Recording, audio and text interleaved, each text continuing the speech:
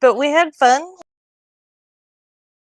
Yeah. So, and this is your third time to quarantine? Third time since the beginning of September. Oh my God, that is so brutal, man. Jeez. I mean, Yeah. It's funny because we all sort of feel like we're in a quarantine situation anyway. I mean, we're still keeping it pretty low key. But when we did our 14 days, like without our bubble, like it was weird. I mean, because from the beginning of all this, our quarantine has been with, the two other families and then a few stragglers here and there. But when we did our 14 days, we were strict about it. Just the three of us stayed in this fucking house. And it was, it got long. It did. It was, but I'm glad we did it. You know what we sort of did? We kind of did it to prove a point. Because so many other people weren't fucking doing it. Well, at the beginning they said they would, and then it just kind of trails off. Like, well, it's day 7. It's fine, right? And you guys stuck to your gun. Did it. And I was like, hot damn, they're doing it. And we even tried to pull you out. You did. We were like, hey, we're fine. You don't have symptoms. Yeah. Come on. Yeah, you guys were like, come on. Yeah, you guys were all even because, and then so the other family, the Fishers, had already done this too. And even they were going, hey, we don't care. We know you guys are fine. Come on. And we're like, fuck it. We're doing this because nobody else is. Yeah. Parents are our quarantine buddies, basically. And Grandma was very much like, it's okay, really. Just come on over. I'm sure it's fine. And we were like, no. Yeah. That's hard to do is say no when you want to see people. Yeah, Amy's parents just basically went, look, we're going to die at some point, so we're just coming over. So, I mean, it's like after they hadn't seen her kids, and it was a long time. It was a long time, especially for my parents. Yeah. See the kids. I'd rather just get it. Yeah, we're just going to see my family. Yeah. But we haven't seen them since. that was the last time you saw him, isn't it? Yeah. Yeah. But we've seen Derek's parents, but in a socially distanced situation. Yeah, we went over there. Oh yeah, you guys. Well, y'all saw the 2 times that I've seen them. We've just been in y'all's yard, and we all just kind of stay. Yeah. Jason, are you with us yet, buddy? Yeah, it helps when you click the right buttons and all the things. Yeah. Things happen. So she said that. It wasn't me this time. Hey, Dom. Now this is Dom's first time on 5 Questions, so that is correct. Welcome. Yeah, and we always love your Peter Griffin when you call into the show. Yeah, it's one of my better ones. Yeah. Are you now? Where are you? You're up north, then, right? I'm in Vermont. I'm in Winooski, which is right near Burlington. Like it's across the bridge. Vermont was a tough one to get, man. When you're in a band, you try to get all 50 states, and we were real lucky because the Navy took us to the 2 hardest ones, which are Alaska and Hawaii. But Vermont was tough. Like that was a tough one, but we did pull it off. A radio station finally brought us there, many moons ago, and we made it. But it was. We have played all 50 states, and Vermont is one of them. Yeah. So there's a little education for those of you who didn't know Vermont was a state still. Yeah. So, man, it's going to be exciting tonight. Ashley is going to walk away with another plaque this week, and Jason absolutely has nothing to gain, but just has more of his reputation as one of our star players. I don't know if we told you guys this or not, or if you heard, but we're going to do a champions battle, like a special episode where our 5 best players and the 5 worst, and the 5 worst, 2 different games. Yeah, 2 different games have to play one another, and so it's just gonna be Chris Cranfield playing Vinny. Chris Cranfield, Vinny. I thought Luke Murray. No, well, it's not. It's not really for like the 35s. It's really for the 50s. Okay, yeah. There's a couple of terrible ones, and then Vinny's like 1 in 27. Well, Les is the other one, right? Yeah, Les, Vinny, and but Jason, we've got you in the group with John Gickler, Woody, and Josh Millman. Mm-hmm. So it's pretty good company. And then we ought to just have a Queens of the Podcast match between Ashley and Wendy, and the winner gets to keep the title. Oh, that would piss her off. Yeah, we probably don't want to do that. We don't want Yeah. We do like a fucking sci-fi movie. She would just be so bummed out. Just do Inception. Yeah. Like 4 hours. Yeah. Oh my god. 10 minutes later, I get an email. Wendy has left the podcast. Wendy has not only left the podcast, but she was flipping the bird the entire way out. Exactly. Those of you joining us on Twitch, this is not the podcast. You guys have stumbled onto a little feature that we do called 5 Questions during the show. We're about to play the game, and you've joined us for it. 8 o'clock, our actual podcast will start. And we are glad you guys are here. We'll be getting to some of your comments a little bit later. But without further ado, Sean. Oh, yeah. Let's start this game. And now, Jared Goes to the Movies presents everyone's favorite podcast game show. It's time for 5 questions, where we ask 6 questions, and the high score is 7. Here's your host, Jared Reddick.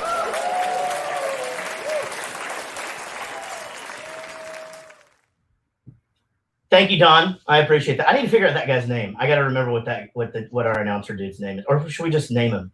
No, I think I have his email. Yeah. Let's call him Sparky. Okay, Sparky it is. That's great. And then it's easy for me to remember because it's Chevy Chase's nickname on vacation. Oh yeah. Yeah. Hi, welcome to 5 Questions, everybody. I had a pepperoni pizza at the movies just a minute ago, and the burps are doing that thing where it burns my throat. So I'm super glad I get to talk for the next 3 hours. I'm very stoked about that. Welcome to 5 Questions. Joining us this week, ladies and gentlemen, one of our champions, Jason Aylesworth, is here. Also one of the queens of the podcast, and also just now becoming a 5-win plaque champion. And tonight we'll walk away with her 10 combined 10 attempts participation plaque. Ashley C is here, everybody.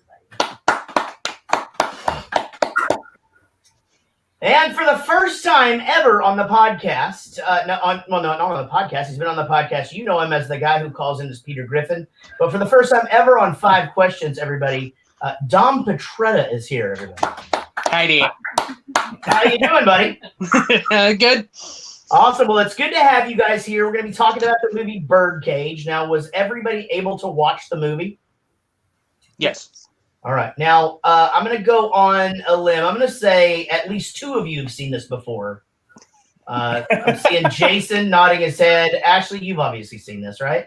Yeah. Oh, yeah. One of my favorites. And Dom, you've never seen this before, right? I have not. I totally pulled all of that out of my ass, and I was dead on fucking right with that thing. Well, now, Dom, did you watch it for this? I did, yeah. Yeah, Okay. I watched it a couple hours ago. Okay, well, you're going to be glad you did that. That way, maybe you know the answers to some of the questions, and it should be a lot of fun. All right, guys. Now, who is able to write down your answers tonight? That is a very important thing for me to ask. I see 2 people that are. Dom, are you writing down? No, I am not. Okay, Dom. That does mean that you'll have to answer first each and every question on all of these. That we used to not do that rule, but Wendy started cheating, and so we had to change the rules. All right, let me just close the Wikipedia page then. All right, here we go, guys. Good luck to all 3 of you. Let's talk about the movie Birdcage. In the movie Birdcage, what is the name of Nathan Lane? Is it Nathan Lane? Mm-hmm. What is his stage name? What is Albert? What is his stage name? Pretty hard question. However, it is said a lot in the very early parts of this movie. I'm going to give you guys a couple more seconds. Dom, I can tell that you're thinking. I also smell something burning. All right. All right, Dom, what do you got? It's like Starlita, something like that. I'm going to go with Starlita. Okay. And Ashley, what'd you say? The incomparable Starina. Oh. All right. And Jason Aylesworth? Yeah, I had Starina. That is Starina is correct. Dom, you were right there. I was so close. I should have. You were right there. All right, guys. Very good. So each 2 of you got 1, and Dom with 0. That's okay. It's your first time to play. Sometimes it takes a little bit to shake the dust off. Here we go. Question number 2 will, of course, be about the movie The Birdcage. In the movie The Birdcage, what is it that what is his name? The senator. What is it that the senator eats at times of stress? What is it that the senator eats in times of stress? We know it's not alcohol because he's not a big drinker. That's the best line. That's my favorite line of the whole movie, when he just like, I don't really drink. He's been getting up and going to the bar himself the entire night. So good. All right, I can tell 2 of you have them down. Don Petretta, what you got? Candy. All right, Jason. Candy. And Ashley. Hard candy. That's right. He specifically asked for candy. Absolutely correct. So Ashley with 2, Jason with 2, and Dom with 1 going into question number 3. You guys are doing great. This is super, super fun. All right. This movie, I think, is stolen by Hank Azaria. And Hank Azaria, of course, known for many, many things. Gargamel, the Smurfs movie. He was on a show that I really liked in the 90s called Herman's Head. But he also is on The Simpsons. Name 3 characters that he voices on The Simpsons. Okay, fuck it. 2. Name 2 characters that he voices on The Simpsons. If you just think about his voice, you should be able to get 2 pretty easily because many of them sound very similar. I want you to name 2 characters and a descriptive thing of the character is fine. As long as I know who you're talking about, that's fine. So, we'll go with that. All right, I'm going to give you guys a couple more seconds to think about it. I imagine the chat room is probably lighting up right now with people who are like, I know all the answers to the Simpsons questions. Ha ha! And but anyway, okay, here we had a Simpsons thing on trivia recently. Did you play that week? No. Yeah, I think you guys were remoting it. No, y'all weren't there yet. And that was the category, was Simpsons characters, and we got our ass kicked on that. So I'm just getting my revenge. Okay. Yeah. Okay, Dom Petretta, what you got? I know one of them is a Pooh, the Quickie Mart guy, and I think the other one is Mo, the bartender. Mo Sislak. Those are both correct. All right, Ashley C. I have never seen The Simpsons. Now that surprises me, actually. I know. Yeah, that really surprised me. Okay, Jason? Well, I'm not quite as bad, but the last time I watched The Simpsons, I think I was in middle school. So I got a big 0. A big 0. Don Petretta right there. Yeah. Ladies and gentlemen, making it a game.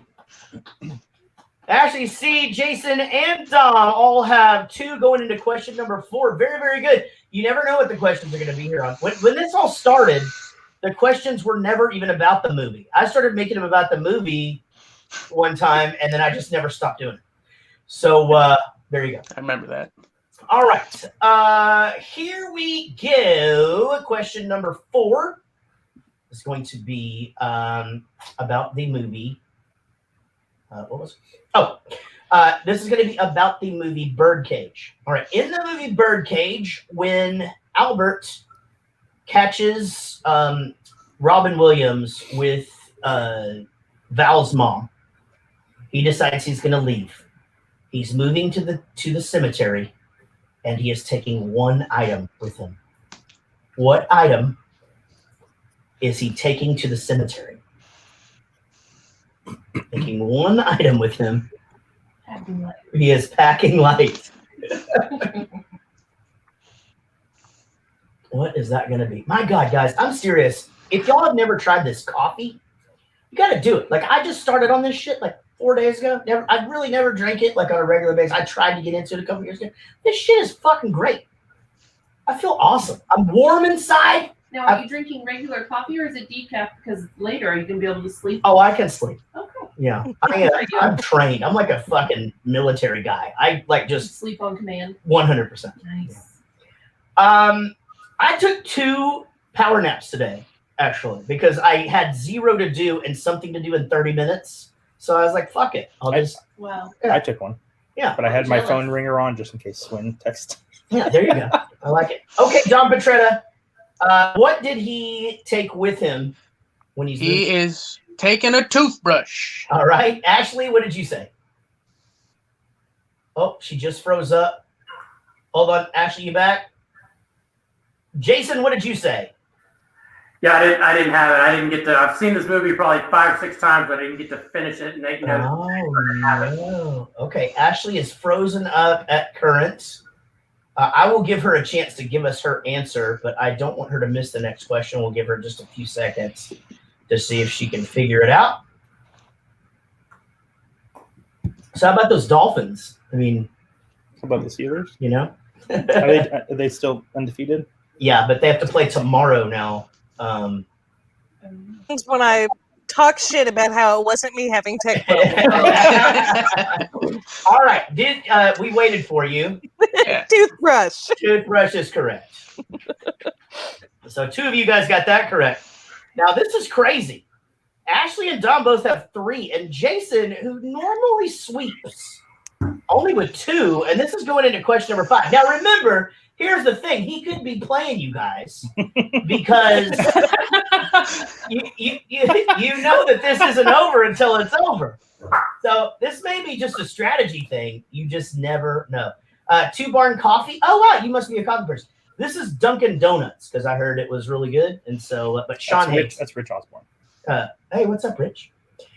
Okay, guys. Here it is. This is the last one for me. Question number 5, of course, be about the movie Birdcage. And he's a coffee roaster. Good luck to all of you. All right, guys. In the movie Birdcage, what kind of soup is served for dinner? What is the name of the soup that is served by Hank Azaria for dinner because he forgot to make an entree? Oh, look, there's eggs in it. It's a huevo. Huevo. It is a huevo. Yeah. Why did you tell him it's seafood gumbo? Okay, Dom, what did you say? It's like seafood soup with a huevo in it. Okay. Jason, what did you say? I'm like falling on my face. I got nothing again. Oh my goodness. Okay, Ashley. I said huevo soup because I can't actually remember. You're all incorrect, actually. He does call it a seafood, but then he said, "Why did you say that?" I believe it's peasant soup. That's right. But it is. You're right. Yeah, I think it's peasant soup. Even if that's not right, y'all didn't get it right, so you all missed that one. I just know that it did fucking not, Kurt. Are you fucking serious? They're saying the Steelers game got moved to Wednesday afternoon. Why? I don't know. I got to look this up in a minute. Okay, Ashley C. and Dom both with 3. Jason with 2. Question number 5 is done. That means that we're actually going to let Amy do this. Oh, yeah. Okay. Yeah. Oh, where is it? Okay, so it's in one. Yeah, it's in OneNote. Okay. So it's time for Amy's off on a tangent again. Oh, got it. We Are Family, the signature song in the Birdcage, hit number 2 on the Billboard Hot 100 in 1979. Although written by Nile Rodgers from the band Chic, was Philadelphia, Pennsylvania-based. I'm sorry, I messed it up. What am I reading wrong? Words. It's her first time. No, it just says it doesn't flow well. What vocal group took the song to the charts? Okay, so go ahead and what missing. Let's repeat that question one more time. Okay. We Are Family, the signature song in the Birdcage, hit number 2 on the Billboard Hot 100 in 1979. Although written by Nile Rodgers from the band Chic, what Philadelphia, Pennsylvania-based vocal group took the song to the charts? Okay. All right, guys. I'll give you guys a couple of seconds to think about it. It's not the easiest of questions. That's pretty hard. Yeah, that's pretty hard. Okay, Dom, what you got? I'm going to go ahead and guess the Emotions. Okay, Jason Aylesworth. Eric and these damn music questions. I have nothing again. All right, Ashley C. I said Sister Sledge. And Amy? It is Sister Sledge. Sister Sledge is correct. All right, guys. You guys should have been watching the chat. That answer came right up for you guys, and they were just trying to help, and then they got yelled at by Sean. It is 4. Ashley. Dawn has 3, and Jason has 2. Now, Dawn, I know you're new to this, but you're not new to the podcast. That does mean that you are out of the game, sir. So you can sit back and relax and just know that you are not a loser. Jason, you will be asked Sean's super hard question. And if you get it right, you win. If you don't, you're not a loser. But you didn't win, did you? Ashley, all you can do is sit there and hope that Jason continues on his path to answering jack shit tonight. Here we go.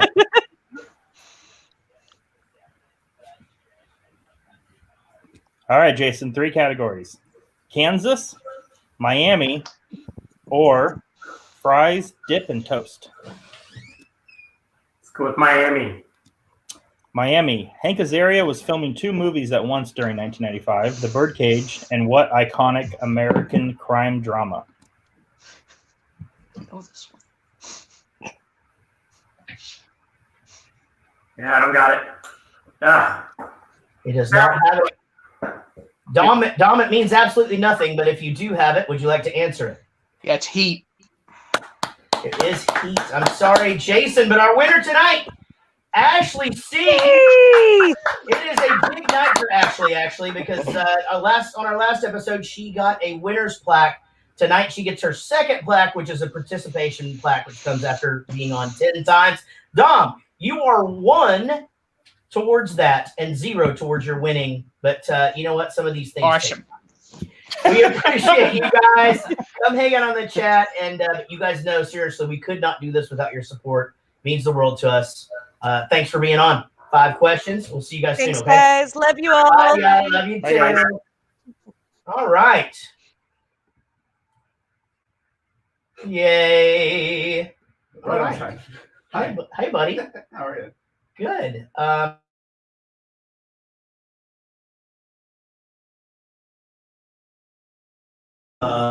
Because I think Casey will be up here shortly. Y'all hang. Casey will be here just in a bit.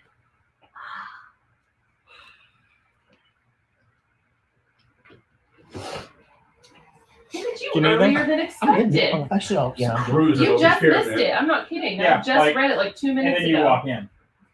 Yeah, How was your conference call? it was good. I think Sienna, India is on its way up. The way that your upper lip curled when you said it is good. I worked globalization and localization for like 6 years for Sienna. And so I took conference calls at all ungodly hours of the day and night because the people I'm meeting with were in Singapore or in wherever. But I haven't had to do that in a long time. And then I volunteered for a project because I wasn't busy like 3 weeks ago. Uh-huh. And I built the thing and got it on. And then twice a week, just some new thing that they want me to do. And I even talked to my boss. I'm like, when do I get off the hook on this thing? Because I just volunteered because the other 2 guys that I work with were busy. See? But they need to take this over because I can't just be doing this twice a week, every week for the rest You of get my punished for trying to help. life. Yeah, exactly. That'll show me. Yep, never do it again.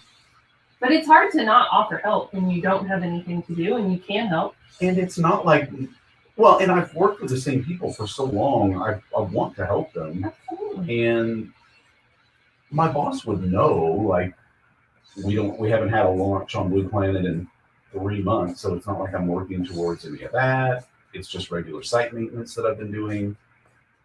So she would know if I didn't volunteer. Oh, I see. So it just, That'll but anyway, yeah. So then, today at noon, if you could meet with Ravi and think you could shut the hell up? and Anoop and whoever, sure I can. Can you meet with them at 6:30? Did you see this photo? Yeah. Again, Did now you you zoom know. in? What time? No. I messaged her. Of course I can.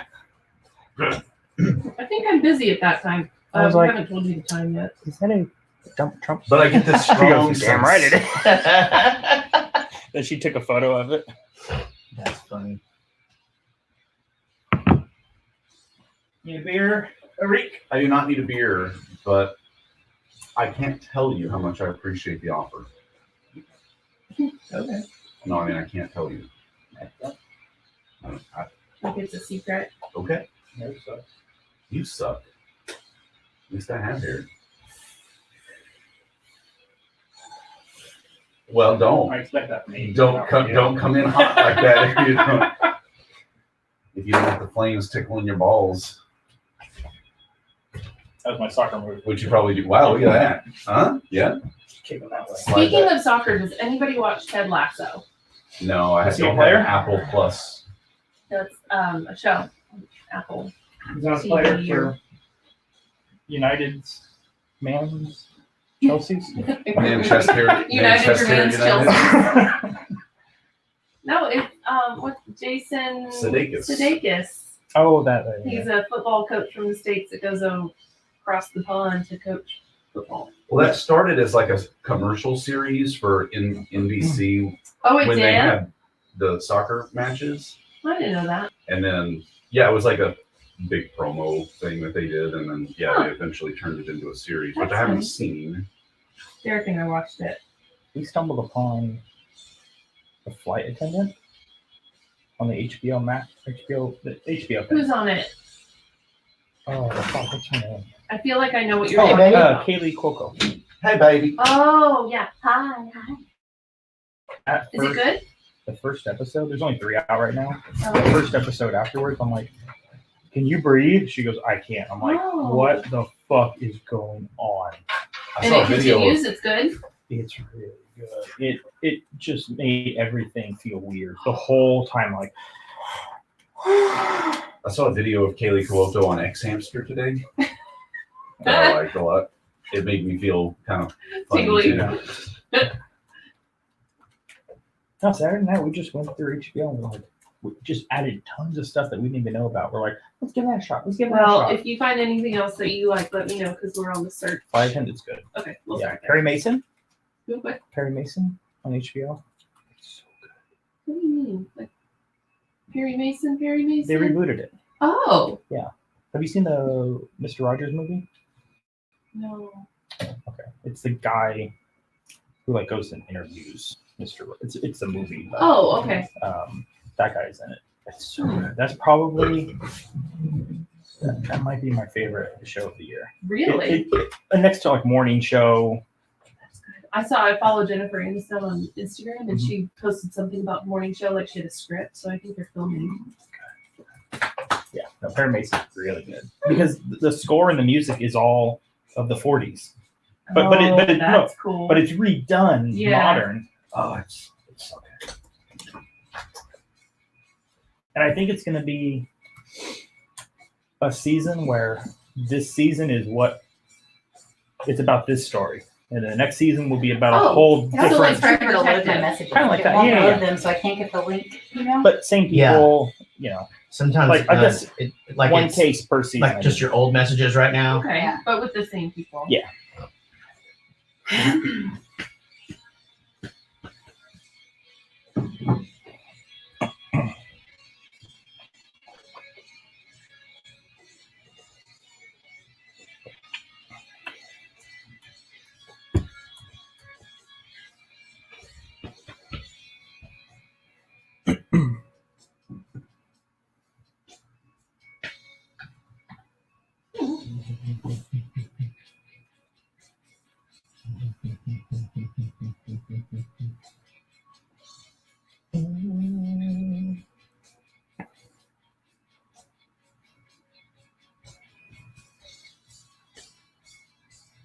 You ready, guys? Just start without me. I'll just join when I get it. Oh, you still don't have it? We can email it to you. It's fine. I just don't know if it's gonna load any faster, but you can try. That's weird. You on the right internet? Yeah, it does this to me every week.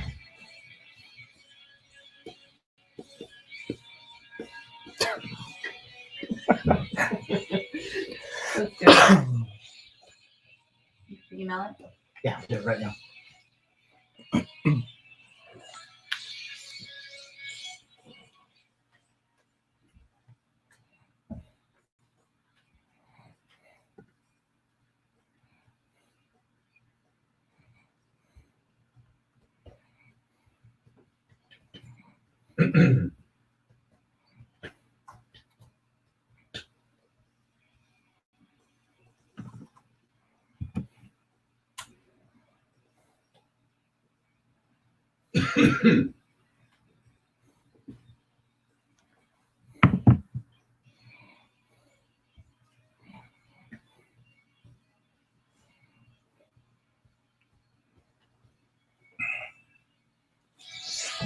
I could always just read it to you. Oh.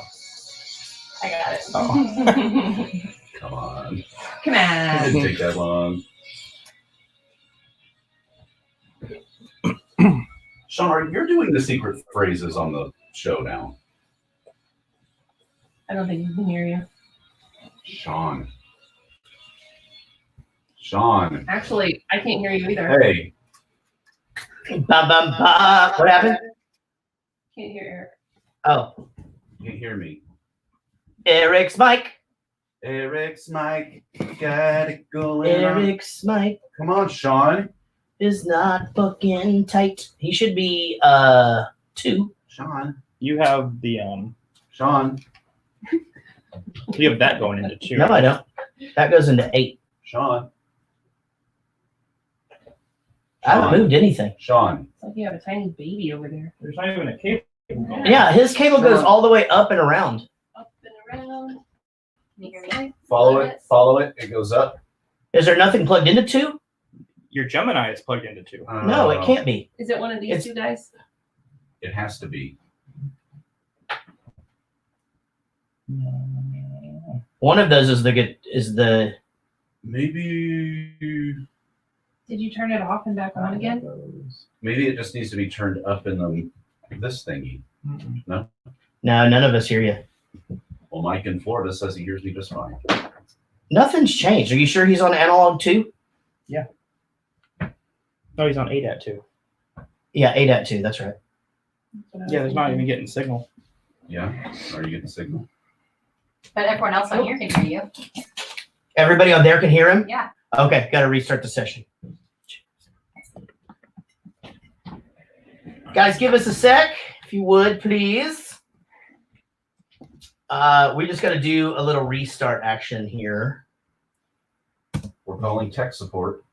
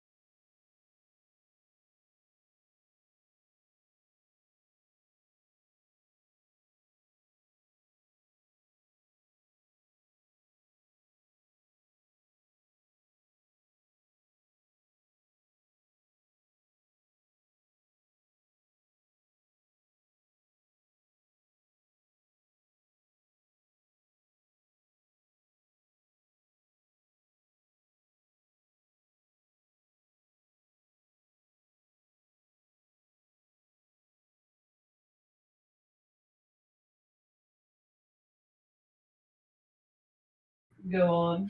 All right. Yes. Hold on, let me make sure I'm getting a different one. It's gonna blend them together anyway. What? It's gonna blend ours together anyways. Oh, that's right. Did you already do one? I did. Yeah, you don't need it. So if you were hypothetically to bounce out and come back in, it would just make it that one. Right. Oh man, we did it. Nope. Okay. Not here for your shit today, Eric. You got your feelings hurt because you wanted to talk shit and then it backfired. But I don't feel like you can hold that against me all night. Watch him. Watch him. Yeah. I just said that's how I feel. Not that that's what's going to happen. I'm gonna turn off low latency and add a chipmunk filter. Add to it. the voice. Add it. Be fun. All right. I think we are ready to do this shit, right? You sure that's him or is that Lloyd Banks? No, I fucking got it. Man. Fucking uncanny. We still have 15 people that waited for this shit. That's ridiculous. Woohoo! All right. We are back. Yay. Wait, we're not back yet. We are. No, No, they hear us. no, come They back. hear us now. All right. I was the only one with my video up, and then I panicked. Yes. All right, ready? Ladies and gentlemen, welcome to Jarrett Goes to the Movies, a weekly podcast where Jarrett Reddick and friends get together and talk about a movie that they watched that week. Plus, whatever the hell else is on their minds. Get ready for the best hour and a half you'll have in the next hour and a half. Here they are, Eric, Casey, Sean, Amy, and because he's famous, his name's on the show, Jarrett. Welcome to Jarrett Goes to the Movies. Casey. I like it. We like that. We like that fiber's the best. You paid a guy $5 to do that? So it's not really $5, but Oh. man, I gotta tell you this. It's like that $7 car wash you got today for $20. Which I told you was not going to be $7 when we pulled into that You thing. wanted us to I use didn't soap? Yeah. That's I extra. use Fiverr for everything, man. I do, like all this voice shit. That thing right there is not. No, he's a comedian that Sean knows. Yeah, it's Brent Pella. Oh, is that right? Yeah. Oh, okay.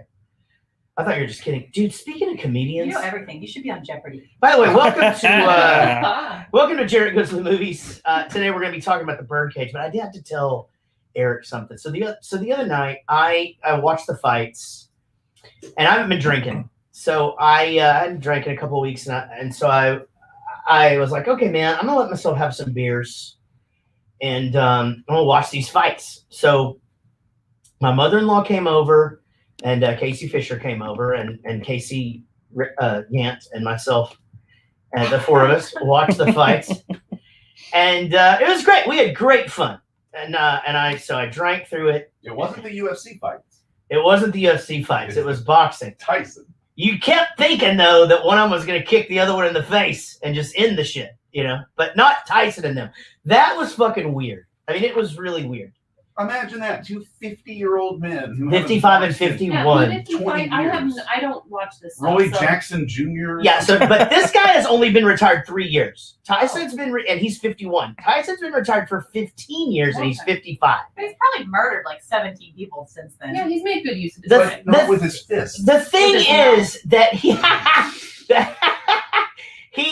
the thing is that he, from afar, still looks like Tyson.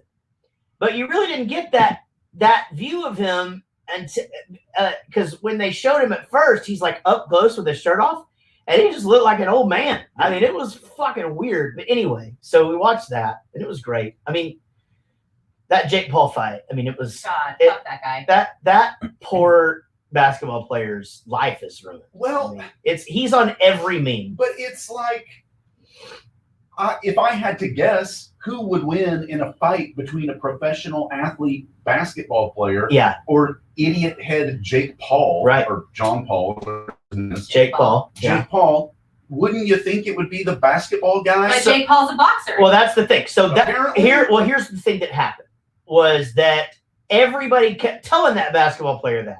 Everybody who was texting me was saying, can't wait to watch Nate fucking beat the shit out of this asshole. Everybody fucking hates Jake Paul, right? Everybody hates him. And Logan Paul. And Logan Paul. They're the most. I hate all of them. They're the most hated dudes making all of the money on the internet, right? So they're doing something right, or at least if money is the be all end all. And it is. But this basketball player is getting told he's going to beat the shit out of this guy. So this dude did not go train to fucking box. Like it was just the punching. He asked for the fight. The basketball player Also, asked for the fight. He called him out and said, I want to fight you. Yeah. So it's like, generally I'd be like, okay, the guy walks out and he's Jake Paul's a head taller and a fucking arm longer of a reach. And I'm like, this isn't fucking fair. But then I found out that guy wanted the fight. Yeah. And that was my question. He's a professional. Why is a basketball player fighting a boxer? Now here's the other thing about the basketball player.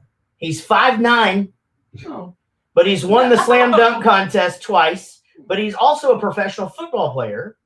So he is an athlete's athlete guy. I mean, like he was ripped and stuff. But should have jumped up and punched. I could wait for him to be bouncier. Yeah, like he just kept running at him. He just kept running at him, and Jake Paul would tie him up and then push him away and punch him in the fucking face. It's like whenever your older brother does that thing where they hold your head out and you can't your arms hit him aren't when long you enough. swing. Yeah. Like that just seems like a logical. It was embarrassing, and to be honest, I've commented on a few of people who have taken, because there's a bunch of people in sports that are coming out and going, they shouldn't have let that guy in there. Like if that guy had, because Jake Paul fucking trains to be a boxer every fucking day. Like he's decided he's going to do that. He trains, so that's what he's been doing. Like so, the dude looked great. Don't you have to get approved by some sort of commission? This was unsanctioned. Oh well. So that's how they got past all of this. So even the Tyson fight, it was all exhibition. It was a more of a sparring. Yeah. And so none of this was sanctioned by anybody. So in other words, the fights don't even count, really. Well, I mean, they do. This dude's life is over, man. I mean, it counts for one guy, right? That guy. He made some jokes about it on the internet already, and I feel like that can help you out as long as you just admit that you look like an idiot. Maybe, but I mean, supposedly they didn't even really get paid that much. I saw it for the first time today.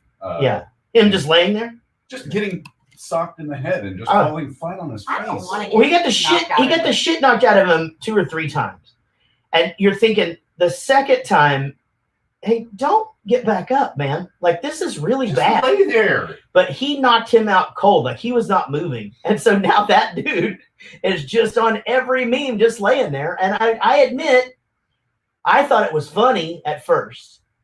And now I'm sort of coming to that realization. Tom Segura put this whole thing up today, and I'm like, yeah, I mean, like, who let that fucking guy? That's dangerous as fuck. Like, who let this guy go in there? How long has this been planned?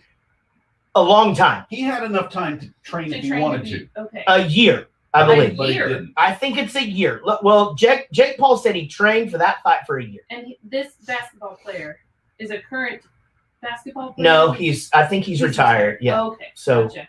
yeah, he's older. I mean, because Jake Paul is only 21. I think this guy was like 35. He's going to be retired from eating solid food. He's going to be the dude. I mean, So that's the meme that I've been seeing. I still him just still laying have no there. Idea what's going on, who you're talking about, but I have seen the meme. I mean, he's just face down. He's just floating bowls of cereal and shit. Like they got the soggy one. He is like this fucking guy. Which is what he's gonna eat from now on. Oh, that's what You're never gonna Google this guy and get to 3 fucking slam dunk championships ever again. It's not gonna be the first thing. So that was the me after Thanksgiving turkey, and it's just him on a couch like with a TV. Exactly. Now I have to go watch it. Well, it's not. It doesn't take long. So I mean, it ain't a TED talk. You can you get in and out.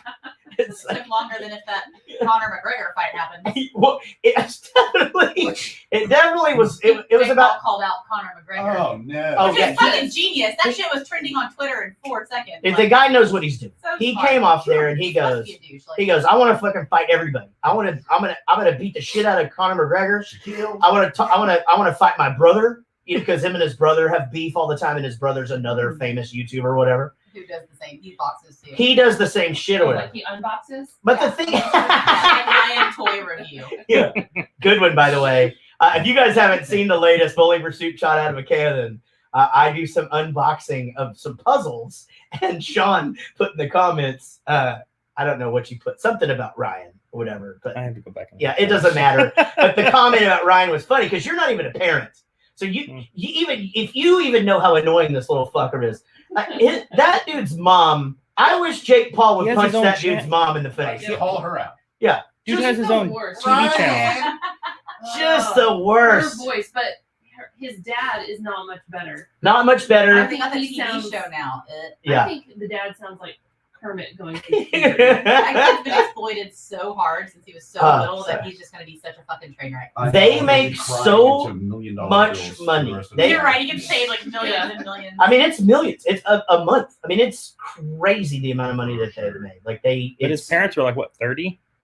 Oh yeah, I mean, this is life changing. God, I'm gonna exploit the shit out of Eller so hard. We're gonna start a YouTube. Dude, channel. your kid's so You cute. could. The fact that you have You it could, already yeah. is ridiculous. Absolutely. All you gotta do is turn the camera on and get him talking, Yeah, and then what an fucking idiot. He wears edit that glasses. shit. Are you Yeah. kidding me? Yeah. Yeah, he looks like fucking Messy Marvin and shit, man. Yeah, It's that kid from Christmas Story. Jerry Maguire. Oh yeah, yeah, totally. I give you that. I Yeah, give you. you as a parent, you're like that kid that like is a genius but doesn't apply himself in school. You have all of this that you could use. This adorable child. You just need to fucking, get him to talk with a lisp and have him say, "Did you know bees and dogs can smell fear?" And that shit will trend. We look at this big weenie. No. No. On the internet. No, it can't. No, you cannot say that. You cannot. Fine. You know, the human head weighs more than 10 pounds. I know what you're getting at with this story about the fight. All right, so the fights are over, and everybody leaves. Casey's like, I got to go to bed. She's like, I know you hadn't had beers in a while. You want to talk to Eric? Go hang out with him. So I go and I hang out with you. I drink all the beers. And then, so that's 9 beers, which is a shitload of beer. And then I'm out of those. So I poured a glass of wine. Well, then like the connection started getting weird, and like you and I so I got off the phone with you, right? So and we had a nice time. We always have a nice time hanging out, and we always tell each other good night on text and shit. It's fucking adorable, right? So I really enjoyed hanging out with you. But then I start texting with Kurt Fletcher, comedian, who is usually on this chat, whoever, and I fucking text with that dude till 4:30 in the morning. Moron. Oh my god. And here's the worst part of that. Yeah, I assumed it was you when you came to bed. Yeah, I so- figured you were the problem. So during all of that, I had those beers, and then I had 3 glasses of wine. Okay. And I haven't drank in a while, and I'm not eating a lot. I'm not eating anything at night, right? So I was on an empty stomach.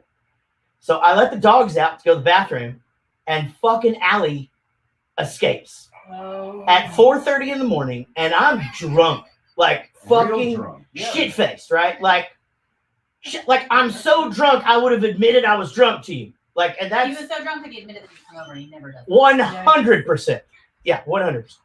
So I have to go outside and try to find this dog, right? And it's not the easiest thing in the world. She's small and it's dark outside. But that dog is your responsibility. That is my responsibility. I got a pet. Yeah, I know. And so there was literally a time though, like where I shut the door and I'm standing inside and I've just thought to myself, okay, that's it. You know, I mean, it was going to happen I only have 2 sometimes. dogs now. And I literally thought, okay, fuck it. I'm just going to go to bed and then fuck it. Like she's done this to me way too many times. I would have killed you. It's her fault. And I would have killed myself the next day, by the way. Like, this is not, okay. And I didn't do it. I'm just saying that the thought crossed my mind because I was ready for bed. Well, did you find her? I did. So, you know what this asshole did? She gets out, and I go, and I'm just looking for her all over the place. I come back in. I do the thing that I'm talking about. I go back out again to start looking. I'm whistling at 4:30 in the morning outside, yelling her name like an asshole. Like it's like the I fucking. like to mention that like 6 of our neighbors on our street are new. Right. They're like, Yeah, it's like oh, it's like Brooklyn out there. I'm just yelling like there's police sirens and shit. You know, like yeah, exactly. Yeah. Hey, fuck you. In your robe. You know. I should have followed you up there. Like, what the fuck are you doing, Jack? Get inside. I was still fully clothed. So I come back in and I'm just like, fuck. I grab my keys and I'm like, okay, I'm gonna have to fucking go around And I'm then I talked myself out of getting in the car. I'm like, okay, I'm going to get in the golf cart. So I come in, I put on shoes, and I start to walk out, and I just hear. She fucking came back to the back door where it all started. Maybe she was in the pool. She came. No, she wasn't. She comes running if she sees me. That dog was gone and came back because she felt like an asshole. Well, good. I hope she learned her lesson. She didn't. There's no way. Anyway, I stepped up and found that fucking dog. At noon yesterday, I sent you a message. Yeah. Was it your idea for me to drink a bunch of tequila last night and stay up until 4 o'clock? I feel like this is someone's fault. Yeah. And you told me it was my fault. It was your fault. You sent me a picture of the alcohol, and you go that night. Oh shit! You go, oh shit! Now this is happening, and I go, oh boy, that's not good. So, what I'm trying to say is, yesterday, I was hungover, like to the point of where I hadn't had headache hangover in years. I'm not kidding, like years. I don't get that. I get tired. I don't get the stomach thing. I didn't have the stomach thing yesterday, but just my head fucking hurt so bad. And I sat there in my chair watching football, and I was so hungover. How hungover was he? I was so hungover that my kid was just like, Dad, I don't want to watch football. And I go, well, you can go watch TV upstairs. And I go, you know what?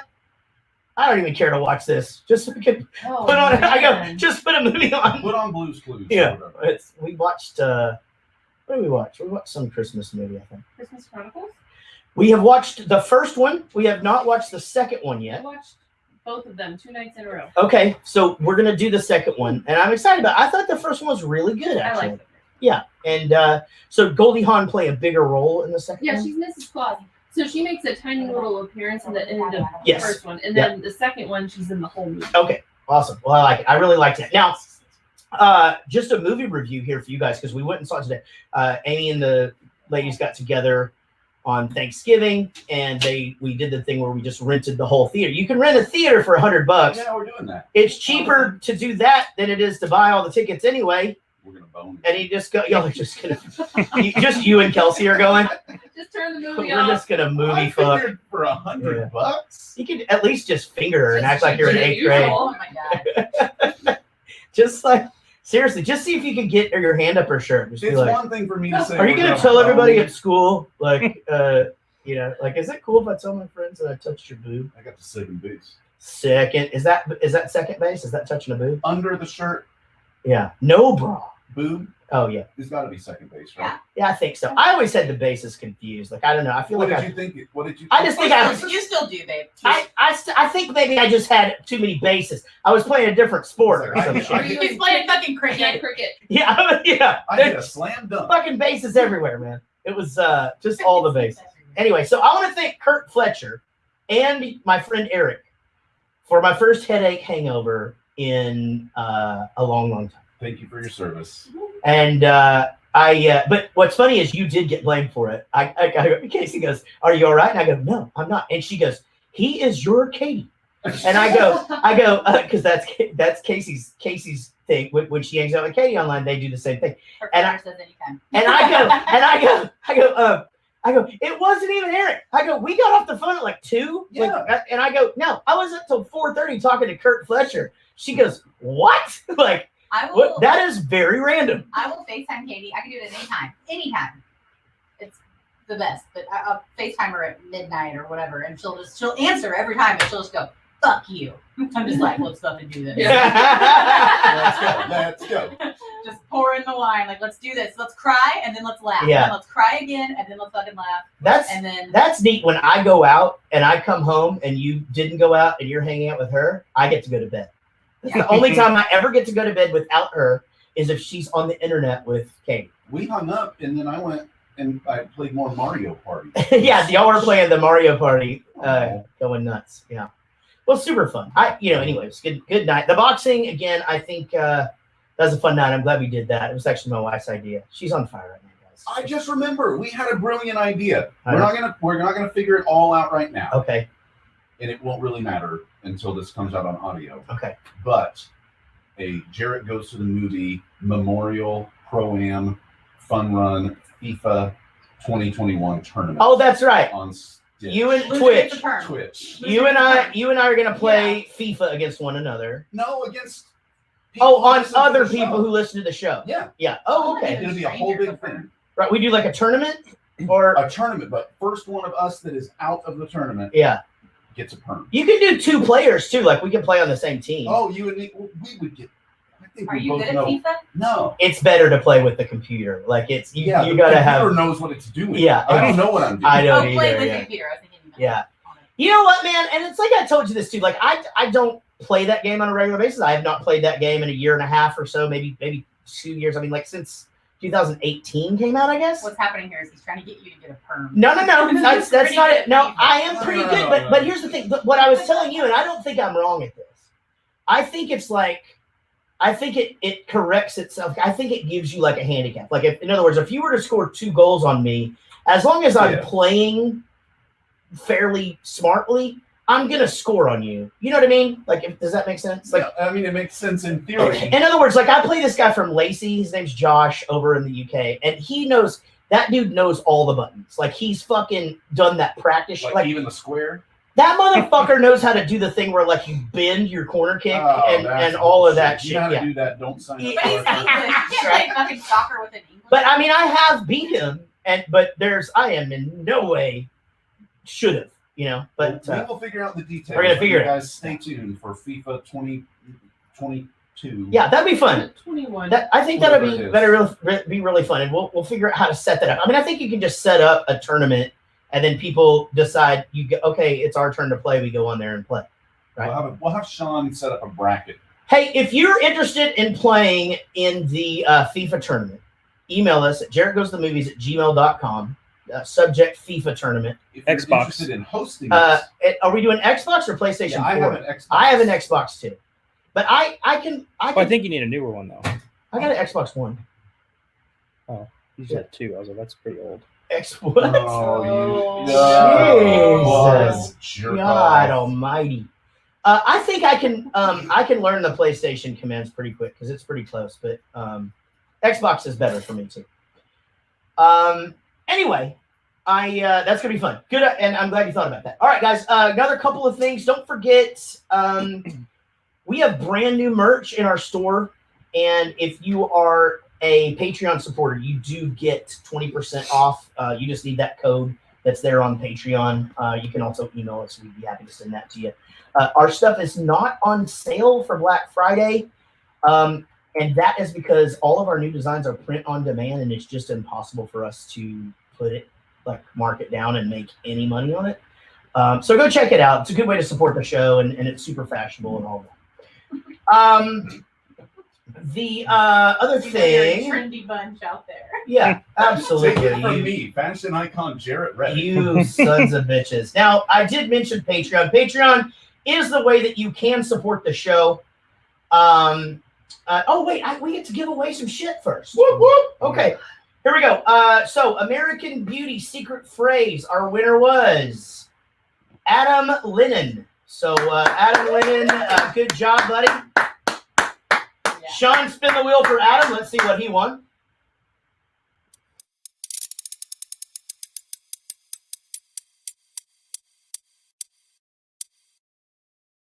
Ladies and gentlemen, he has won a mug. Very, very good. All right, our Sex Drive secret phrase winner is Joe Pizer. Everybody, give it up for Joe Pizer. Sean, spin the wheel for Joe Pizer. Joe Pizer.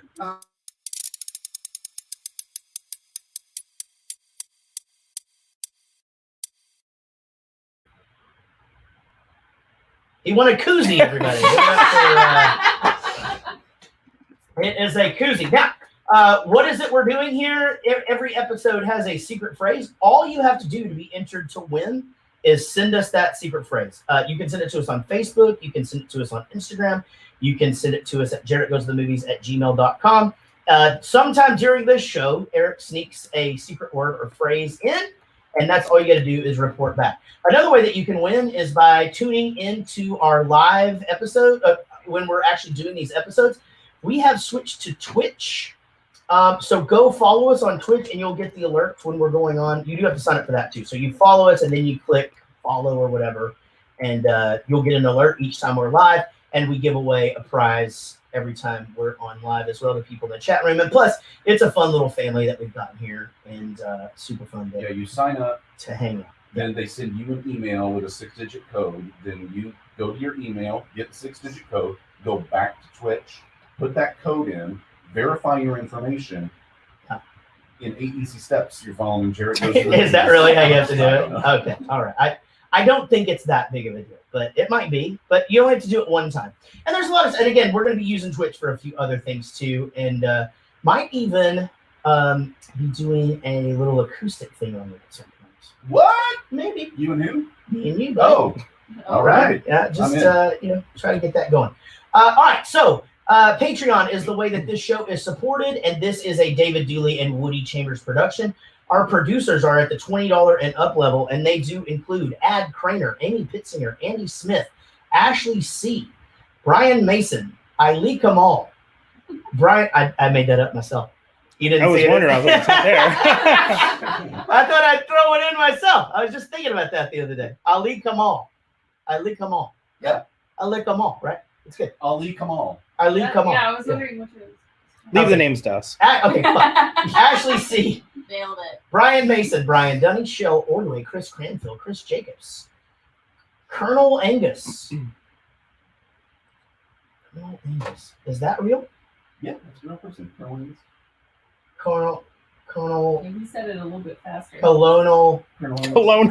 I said Colonel Angus. Okay. Corey Reed, Daniel Cotton, David Dooley, David Murray, Dennis Hop, Denny Chambers, Derek Smith, Diane Small, Don Petretta, Gage Strickland, Geraldine Darling, Gregory Cordone, Greg Lee, Greg Stevens, A Hangover You Don't Deserve podcast, Jared Spear, Jason Aylesworth, Jeff Yeager, fucking Joe Barlow, Joey Bishop, John Gickler, Joseph Richards, Josh Millman, Kate Etro, Katie Gardner, Kim Murphy, Kirsty Fisher,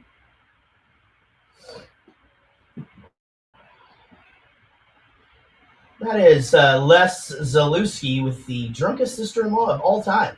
Lily Hollahan, Lisa Winsel, Lucy Murray, Mandy Pretty, Maddie Ice, Michael Price, Mike Breton, Nick Brignoni, Rodon James, Ray Elliott, Robert May, Sean Blackstone, Sean Barger, Steve May, Steve Rhodes, Tess Green, Tim Trafton from Maine, Trey Wren, Vinny Cataldo, Wendy Matta, Woody Chambers, and Svee Hurst, everybody.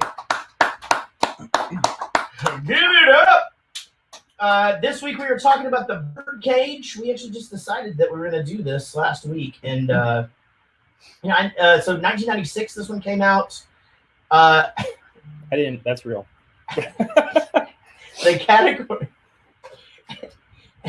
The category is comedy / LGBT. Like, why is that a thing? Lettuce, bacon, tomato. Yeah. This was before they added in 7 letters. Right. Have y'all seen that thing that goes around where this woman went to a Jimmy John's, like fucking pissed because the person she'd gone through the drive-thru, and when she opened her sandwich, they had written "bitch" on it, like, on the label. Oh, I saw that. And so she went back and like demanded a manager and like freaked out. It was BLT with cheese.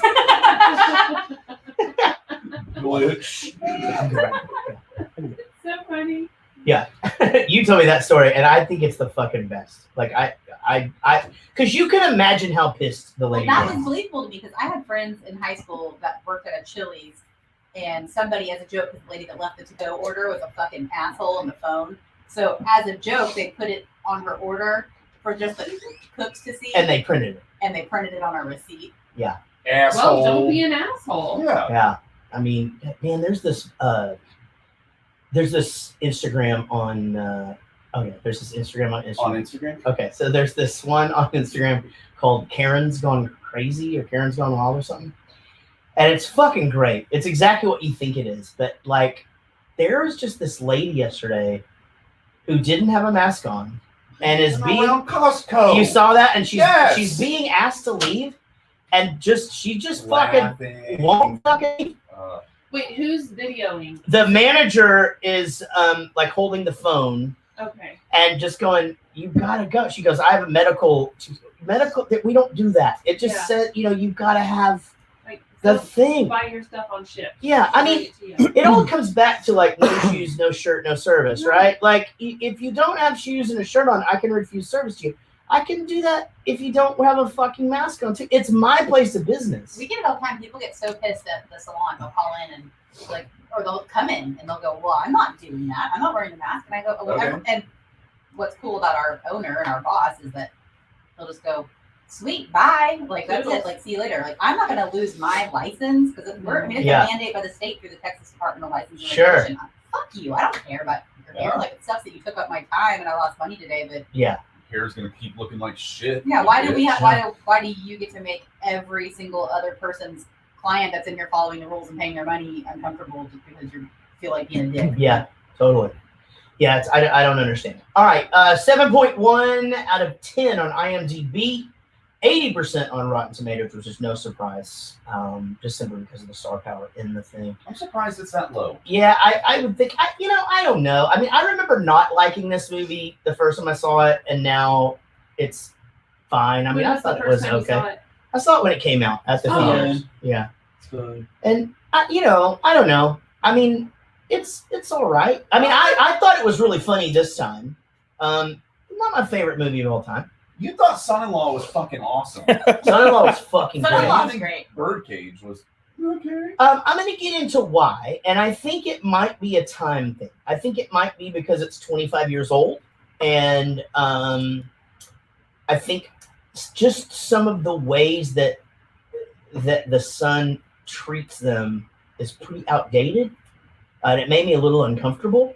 But I'll talk about that as we get into the movie, and maybe you'll see my point. Can I tell you how short the movie would be if he would have just showed up and said, "My fiance's family's coming over. You guys do exactly what you're going to do." No, I agree. I think then let's just get into it. I just don't think that he was being empathetic. He wasn't. He was being very, very selfish. Yes. And I know what you're saying, though, extremely you couldn't even make that as in a movie today because it wouldn't fucking make any sense. It doesn't. There are so many things you can do. 100%. Yeah, and there is a lot of it. But I just thought every time the Albert character would have its feelings hurt or whatever, the Val character wouldn't even fucking react to it. And like that was supposed to be his mother. That dude raised you. Yeah. Like, you know what I mean? Like, wouldn't he be going, "Listen, I'm really sorry," but he never did that. Well, you would think, but that's what builds the conflict in the film. Maybe without it, you just no movie. It's just slapstick. I know exactly what you're saying. I think that you could. Thank you. I think that you could have had. I just think that he could be a little bit more caring and sympathetic to this character. It's just like he had built this wall around him. They don't make him conflicted. They make him an asshole. They make him an asshole. He's just like, "Look, this is just the way it's going to be." And Dad, you change the way in this, and you do this, and blah blah blah. And it was just like, ew, because he expects Armand, his biological father, to address everything with Albert, who is supposed to be his mother, who raised him. Exactly. And like, if you were an adult, like you're 20 years old, address it like an adult. That's what you're saying. He's just an asshole. I just couldn't. Yes. I mean, and it could have been an inner struggle situation where he's like, but or maybe for the first time in his life having to deal with like this weird concern, but it wasn't. He was just like, I don't really give a fuck about his feelings. I need you to do this for me. I don't give a fuck about your feelings. I think the only way to do it and not make him like that is make him more of a character in the thing. Right. In other words, like he just basically pops in every once in a while going, "Well, we've got to change this. I'm going to go back in my room and sleep with a book." It's like if he were you could remake the movie if he were more of a character. And like, as Casey said, there was more of an inner struggle with him that he felt bad about this. It just doesn't seem like he feels bad about any of it. So this is already a remake of a 50s French film. Is it? And so I wonder if you compare those two, right? Because there would have been 40 years difference in the society moving, whichever direction. And then, so we sit here now 25 years after that, and I wonder how you would make that movie today. Well, first of all, the French are assholes.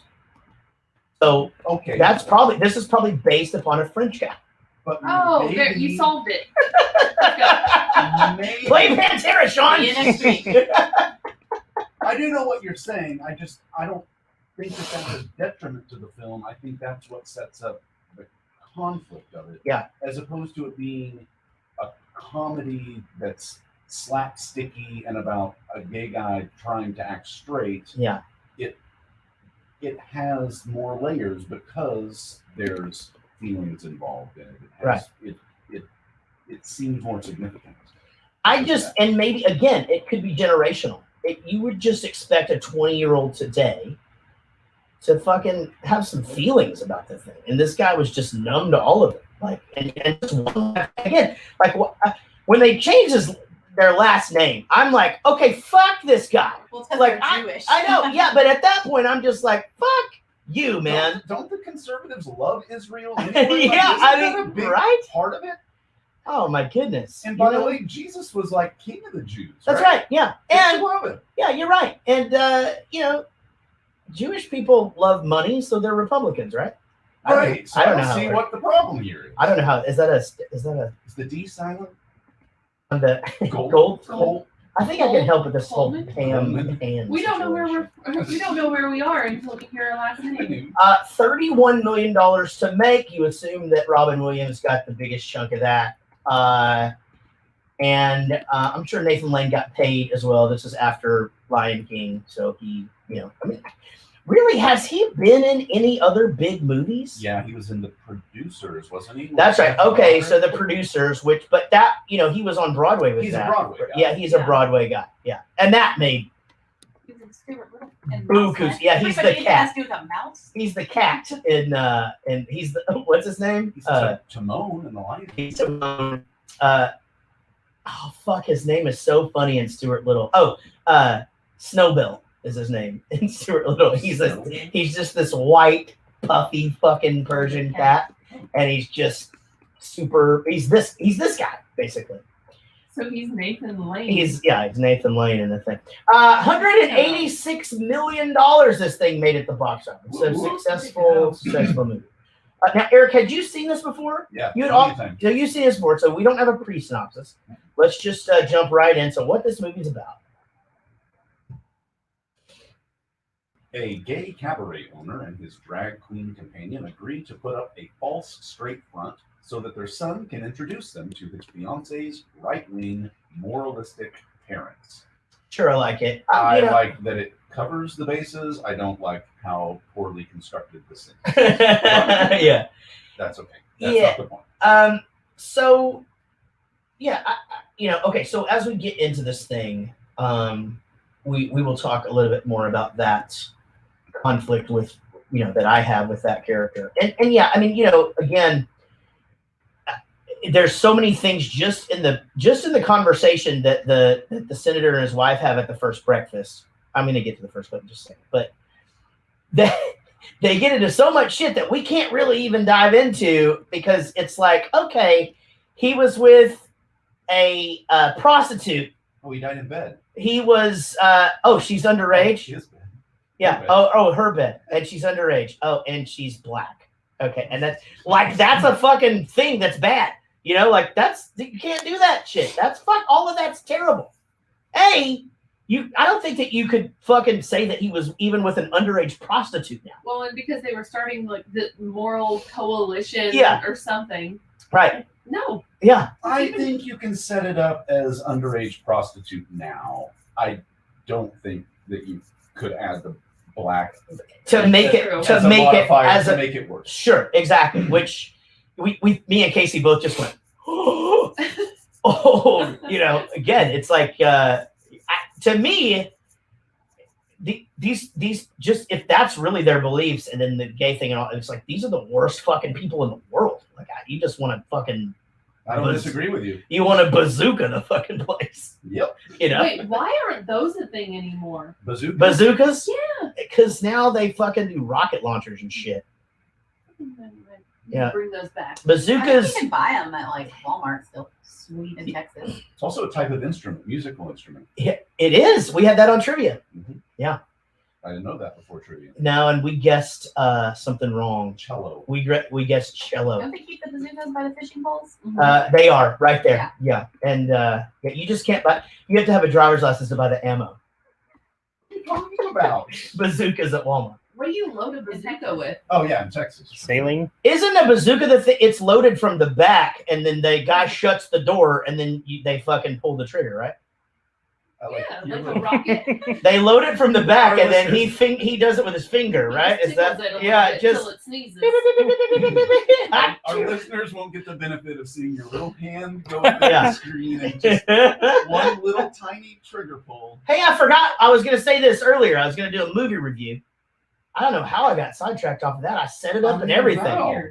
Anyway, we went and saw Croods 2 today, and it was great. It's better than the first one. So if you have kids, if you're social distancing, the movie theaters I think are doing a really good job. Like it was great. Now this one we had the whole theater, but me and Casey have been to 2 movies in the last 3 or 4 weeks, and they don't let anybody sit around you, and it's pretty safe. If this franchise does not have a character named Ravishing Rick Crude in it, they are missing out. Boy, they really are a big opportunity. That is a good wrestling. Vinny, I don't disagree. Vinny says that the Croods was horrible. I didn't think that the first one was all that great. The second one is fucking awesome. So you will like it. There's my movie review. Sean, let's dive into the Birdcage. I'm getting married. Oh. I didn't want to tell you over the phone. It's a girl. I met her at school. It's this wonderful. What are you upset? But let me tell you why. First of all, you're only 20. Look, Pop, I know. I'm young. Is that all right, Dad? Does it matter? Yes, of course it does. I want to hear you say it's okay before Albert comes up and starts screaming. I can't, and I won't. This is too crazy. You do this, you're on your own. You got that sport? You don't come back here. You don't ask me for anything, okay? I don't want anything to do with it. Oh, okay. Okay. If that's how you feel about it. I do. All right. Goodbye, Pop. Goodbye, son.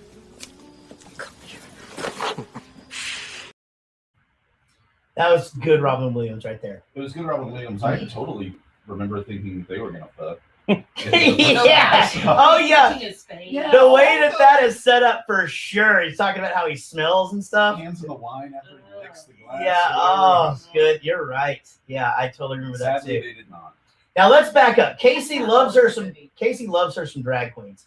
Is this place like heaven? This Birdcage place? Like, would that just be the greatest place to go to dinner? You think ever? Oh my god! If I could, I love drag queens and I love what it is now. But if I could have been a part of anything in like the earlier '90s, late '80s drag world, it would have been so awesome. Yeah. So fun. Why was it just a bigger thing back then, or just more of a movement? I mean, it's just because it's a big thing now, right? You and Lisa talk about going to drag queen bingo and shit.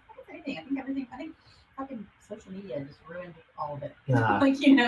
Yeah, going to the Rose Room with my gay friends, and just for the first time, and you walk in there, and yes, pre-smartphone, anything, and just I remember not knowing what to expect. Just me and my first wife for my 18th birthday. Yeah, going in there and checking out, and just being like, "How cool is this? What a neat thing!" I bet it smells awesome in there. I don't remember it smelling. No, it smells like. Particular way. No, I do. It smells a little bit like old carpet. Oh, okay. Well, that's not what I would have thought. It's an older place. It's an older. I just would have thought that, like, everybody in there would smell like vanilla or shit. Oh yeah, you could smoke back in the day. Yeah. Well, yeah. When I went, you could smoke. I mean, that was for birthday parties, bachelorette parties before smartphones and all this stuff. Yeah. So I didn't know what I was getting into, and it was fantastic. Yeah, that I love that kind of shit. I really do. I miss things. Oh, do they still have the Rose Room at the village station? I mean, is that still? S4, yeah. I mean, S4. Yeah. I remember seeing a college professor there. In drag? Yes. He was going through, I think, a transformation. I think he was he was in the process of transitioning. And you're being very delicate with that. I appreciate it. I don't have that word. I'm trying so hard. I mean, we love RuPaul's Drag Race. Like, that show is great. I gotta watch that show. It is amazing, and it's crazy because they have these different group like cults or no, like genres. Well, wait, what? Well, you know how like they all have their own club. Like, so you're like in a gang. Oh, you're talking about like the families. Yeah. So okay, so there'll be like the Davenports. So if you're in the Davenports, you change your last name to Davenport. And so like every season, it's like your mentors. You get mentored by somebody, and you get into their little drag family. Okay. But so like Wait, every season, you'll have somebody named Davenport. You reach into the hat, or you put the hat on, Oh, it's a sorting hat. and then it tells you what. Yeah. God, that's how it works. Hey, this Wait, is that could be awesome. another thing. I got that reference, guys, because I watched all the movies this summer. Yay! Yay! Wait, what kind of a hat? Let's create a hat that would fabulous, fit you into a fabulous drag hat. family. It's not a hat. It's a big fucking giant wig. Yeah. It's a wig with a Feather. what do they call the little cute hats that you wear to weddings in England? A fascinator. So there's this fascinator. Yeah. Obviously, you know, with 2020, you have to be careful with the things you say or whatever. And I realize Louis C.K.'s been through a lot of it, but he was talking about how he's from New York, and he was just like, look, I like gay people. I think that they're great. He goes, but they're also hilarious. Like, and he sets it up to make you think like he's going to say something bad or whatever. And he goes, I just walked out my door the other day, and there's this guy just standing in a thong and roller skates on the corner and just going, hello, it's so hot out here. And he goes, that's fucking hilarious. He just like, I just started fucking dying laughing. Louis C.K. has been through a lot. You're right. He's been through a bunch, man. Yeah. And, but you know, he's, like it or not, he's making a little bit. That's an older joke, but he did say something about, he worked Me Too into a joke the other day, me and Casey heard, but it's about 3 years before the Me Too movement.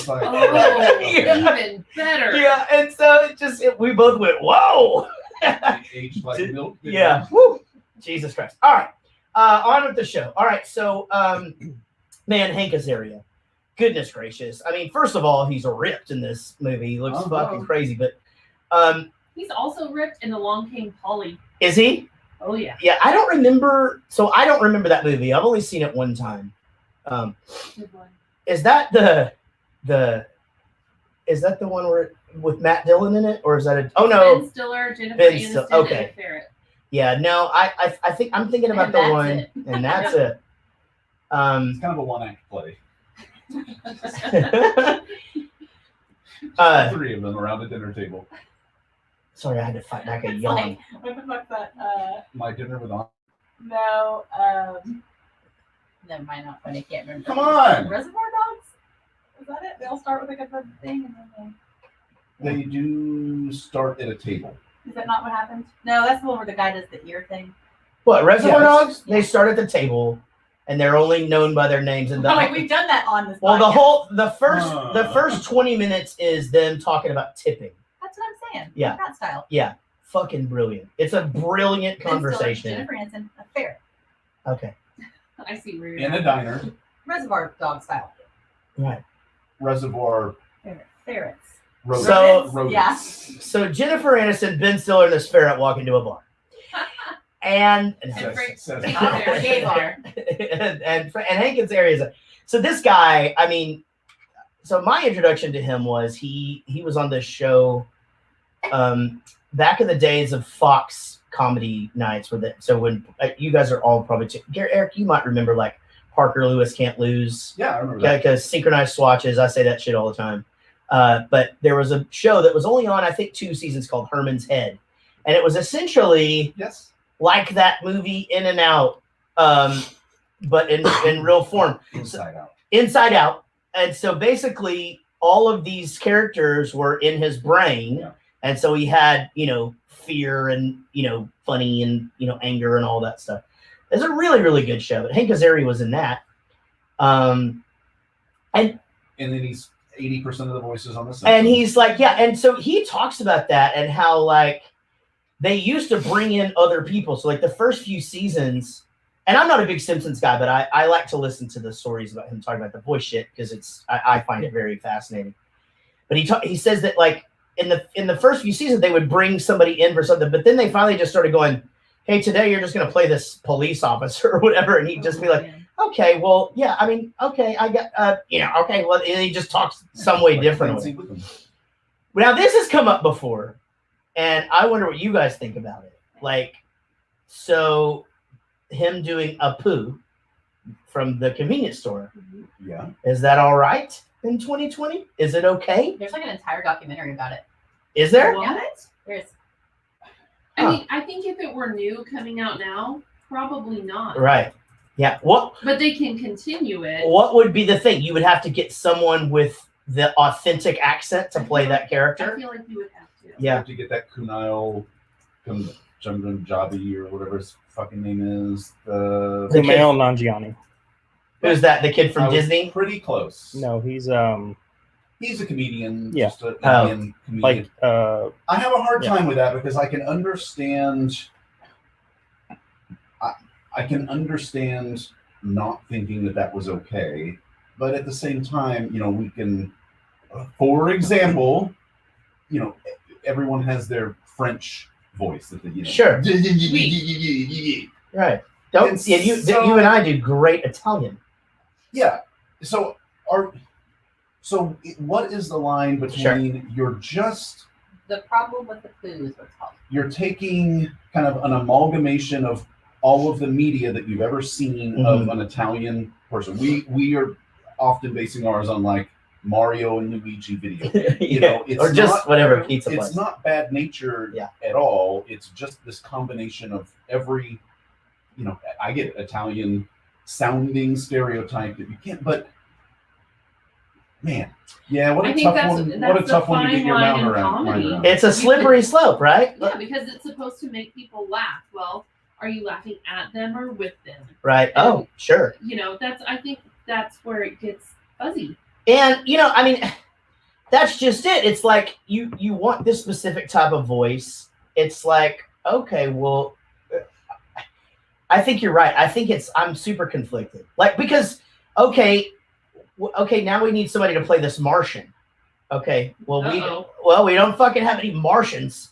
So and what do we do? I don't think that's the same. If you can pay one guy to do 6 different voices versus Exactly. 6 people. Exactly. I think that's a very good point. Well, the documentary, I know I either watched it or I watched like the cliff notes of it on YouTube, but it's got 90% on Rotten Tomatoes. I'm very interested really, really good. This.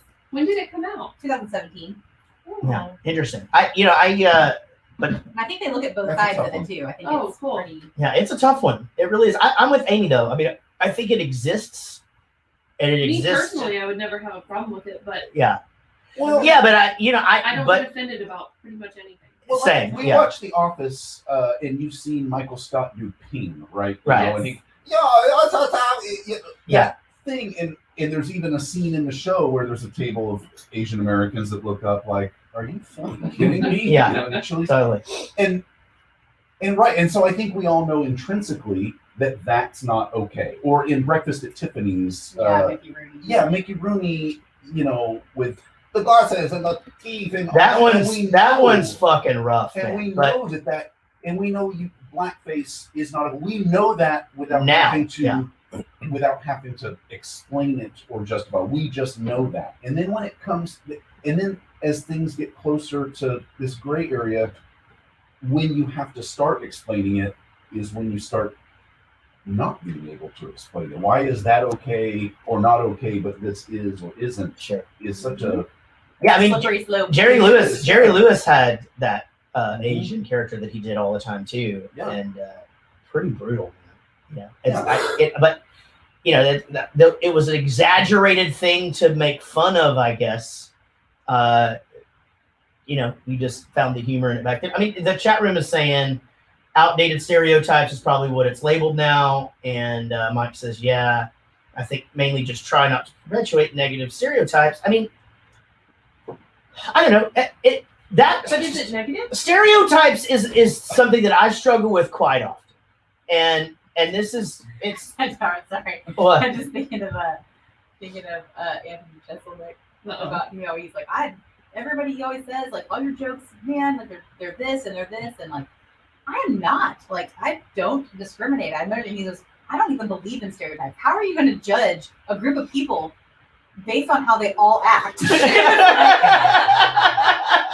I do remember Yeah. that. Oh God, he's the So fucking best. funny. And but But quite sometimes frankly, and I've said this so many times, it's like the stereotypes about the suburban housewife are fucking true. And that's why it's funny. Yeah, and so it's like as stereotypes go between like different cultures and race and things like that. I mean, I realize that some of them are very negative and hurtful, and that but some of them, I mean, like, you know, I mean, look, some people can't drive. You know, I mean, it's just the thing.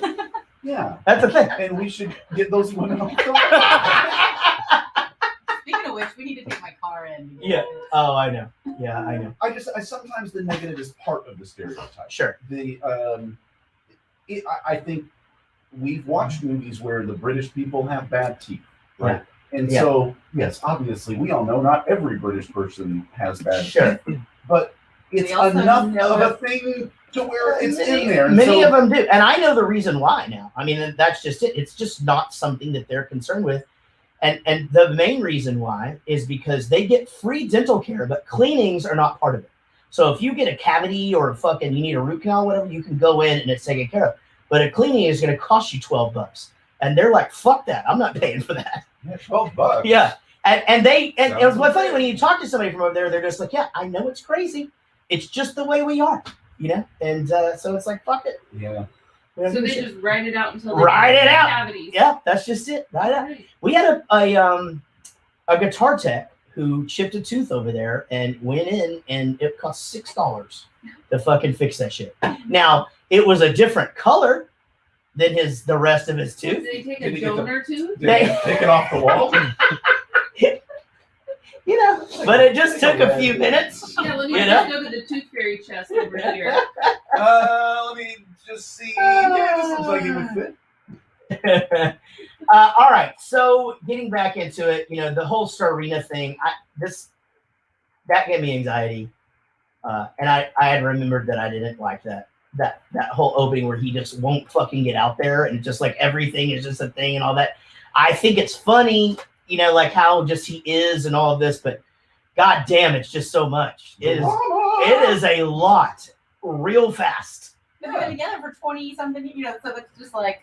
And Armand Another handles day. it just. Well, it's like this probably happens every fucking night. You Well, go no, up there. he was upset because of the wine glass. Oh, is that what it was? No, He White was- wine. White wine. Yeah, We only drink red. yeah, I saw it. Mama. I saw. Well, even Hank Azaria's character thought that he was just like, and I would tell him that you with some. Oh fuck!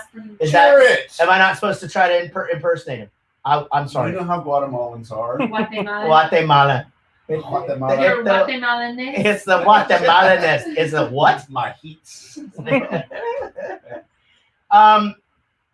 All right. So, you know, we saw that he comes in, he tells him he's going to get married. We're learning now, okay, what's up? This guy went off to school. He's met this girl. She's 18. She's 18. Now it just so happens turns out that her dad is the vice president of the Coalition for Moral Order. And in the 90s, you know, I mean, having two gay parents wasn't really a thing. You just didn't. Oh. People did, and you know, it existed, but this was something that political people frowned upon, and quite frankly, you know, Pretended like that didn't exist. exactly, just kind of sweep it over there under the rug a little bit. I didn't meet my first. I mean, not that I would have known, but I didn't meet my first, you know, openly gay couple friends until probably 2003. Oh, interesting. So I was like 24. So 25. my mom's best Really? friend was gay. And I moved to Uptown. Yeah. And then Oh. hey, it's so hot. My gay next door neighbors, Aaron and Aaron, you know, Yeah. we would hang out with them. That's all the time. adorable. Did one of them spell it one way and another Yeah. one spell it the other way? No, in fact, both AAR AA and Ron had the same last initial W. Unbelievable. So it So was what did wonderful. you call? Did you have Aaron and Aaron no? But if you're gonna call Aaron, by last names. oh, okay. So my mom's best friend was named Doug, and he was gay openly and like full super flamboyant. He was a hairstylist, And he That sounds like a stereotype. he would bring his he had a boyfriend that he brought around all the time, and it was just normal. I mean, it just never really even thought about it.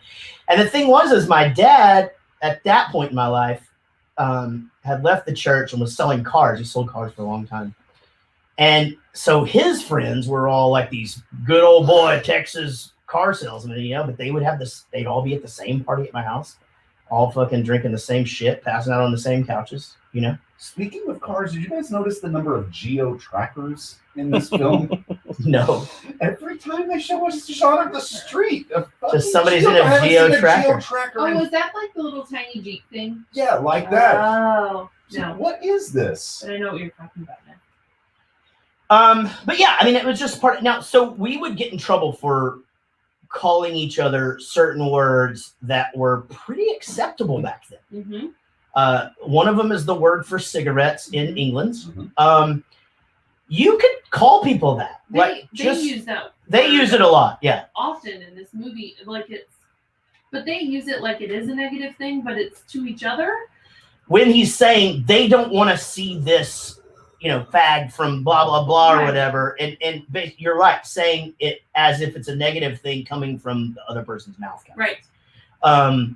But yeah, so we would get we didn't get in trouble for saying much, but that we would get in trouble for saying that. And so I just grew up not really, you know, I just really didn't say that, you know.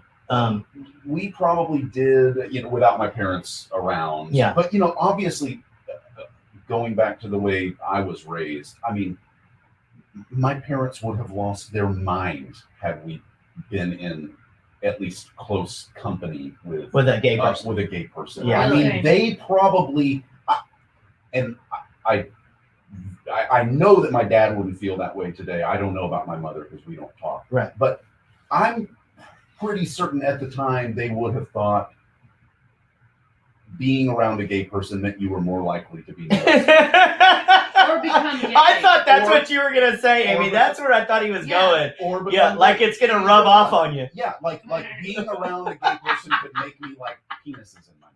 Right. Yeah. Totally. There he goes. Just like they can fucking get the gay out of you. Right. You know? Just like pray it away. Yeah. Oh, got it. Oh, like in Sex Drive. He's gonna get gay. He's gonna get yeah. Well, that's the thing. That religious people back in those days used to fucking like kidnap gay people. Yeah. And fucking conversion therapy. I was say that's probably still a thing. Oh, There's God states damn it. just now outlawing that shit. Like, hey, we finally decided maybe we should have laws against, you know, torturing children, you know, psychologically. It's so sad. Yeah, it's just brutal. I guess it's parenting, or I don't know. I know that I have always known gay people, and but I don't remember ever there like even. I don't remember a time I ever started thinking about it. So I guess that's trying to be good. Like it's just never ever. I know that I didn't grow up knowing any gay person. At least I didn't know that they were gay if they were gay at the time, because my parents didn't talk about it. But I can't remember the first time that I really knew, oh, well, this person is gay and this is their partner or whatever. Well, I think one thing that Casey and I have talked about a bunch is you've said that, you know, when you were in school, people would come out and they, you know, you would have people that came out and that did not exist. When I was in school in Wichita Falls, Texas, you knew that a couple of dudes were gay and they did not come out until after high school. Yeah, I do remember two specific people in high school. Everybody knew that they were gay. Yeah. But they did not come out until well after high school. Exactly. No, we had all types of like by middle school. I think we had a ton of gay guys, a ton of lesbians, and then for some reason, 9th grade, I feel like everybody was bisexual. That was like a thing on MySpace that felt cool, but then most of them ended up just. Most people wait till college to do that.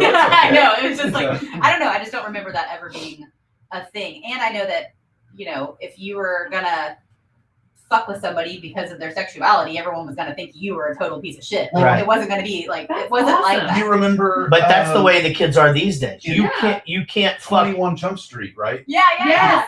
He goes after that guy in the parking lot, and then everyone starts accusing him of a hate crime. Yeah. Whatever. Right. Yeah, I know that is not everybody's experience. I probably, if anybody from that I know that didn't have that experience, it's fine. But as far as my friends and friend group and people that I know that when we were younger, there were some kids that kind of got bullied. I know there were kids that got bullied, but I don't think that was like the majority. Not anymore. So here's the deal. Yeah, not anymore. My kids tell me, like, you bully a person for being homosexual in school, like, you might as well move out of town. Every kid in that school is now hates your guts. Cool. I mean, they do not fuck around anymore. Good. Okay, and I agree. I agree. I don't think anybody should be picked on for. So are kids getting picked on now then? Like, what? I'm sure you probably like still in middle school where they're figuring it out. Like you're not going to pick on anyone for sexuality. No, you definitely don't pick on. I mean, like again, like my kids, all of our kids, like race isn't even a thing. Like that's not a deal. Like everybody's got so that's not a thing. I think you just make fun of somebody if they're a douchebag. Maybe nerds. I mean, like if you could, maybe you're just kind of like. It's like if you act like a douche, you're going to get made fun of. Yeah. I don't know. Act like a reasonable, normal person. So are we saying that the kids that are getting picked on are rightfully getting picked on? Maybe so. Yeah. Like if you're out there getting bullied, I want you to know it is your fault. Fuck yeah. And so, You need to learn. Stop it. Learn to kick a ball, Steven. No, I'm sure that kids still, like, you're not wearing the right kind of clothes. I mean, I'm sure that's still. Okay. There's still. Here's the thing. There's no right kind of clothes anymore. That's right. That it doesn't matter. You can buy your. I swear to God. I talked to Casey about this before. If you fucking showed up at high school and you had gotten a pair of those fake Converse from Target, like, oh no, you don't. Forget it. No, you just don't go. Now they don't give a fuck. These kids shop at Walmart now. And all this champion shit everybody's wearing all the time. I mean, I'm fucking buying $70 hoodies for Christmas. And that used to be like the Kmart bullshit brand. Yeah. We got ours at Bales. Yeah.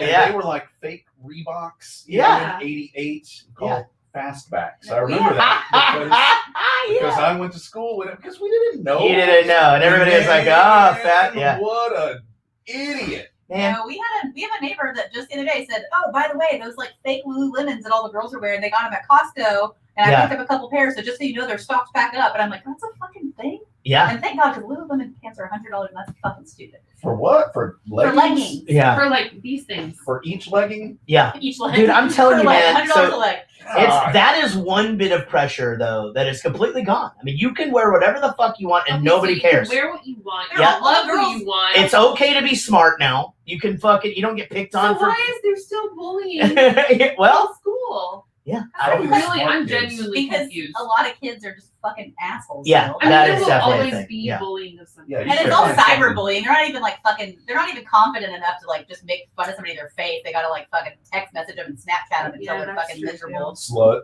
That's the thing. That's it. The cyber shit that makes. Okay, that's still a thing. You're right though. I think like the slut shaming, slut shaming thing, slut shaming, and the bombarding. Like I will say that. Like I always say this with my niece and my stepdaughter and things like that. Whenever you had a shitty day at school or some girl was being an asshole or something happened, you got to go home and then like breathe for a little bit. It is nonstop all the time. Like, I couldn't imagine that.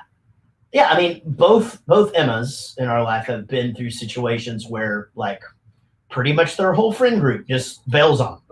And that it's so easy for them to keep that shit together now with cell phones and stuff because you're just deleted from the thread and now they're just, you're just done. Elementary school, probably about 4th grade is when it really started to get bad where like all of her friends would have a sleepover and then call her in the middle of the night to go, just want to let you know that you weren't invited because we don't like you. And it's insane. Yeah, that's brutal. My mom had to take her cell phone away, like, which she didn't have in 4th grade, but she lived in different houses and stuff. So it was like a whole thing. But yeah, that's insane. Yeah.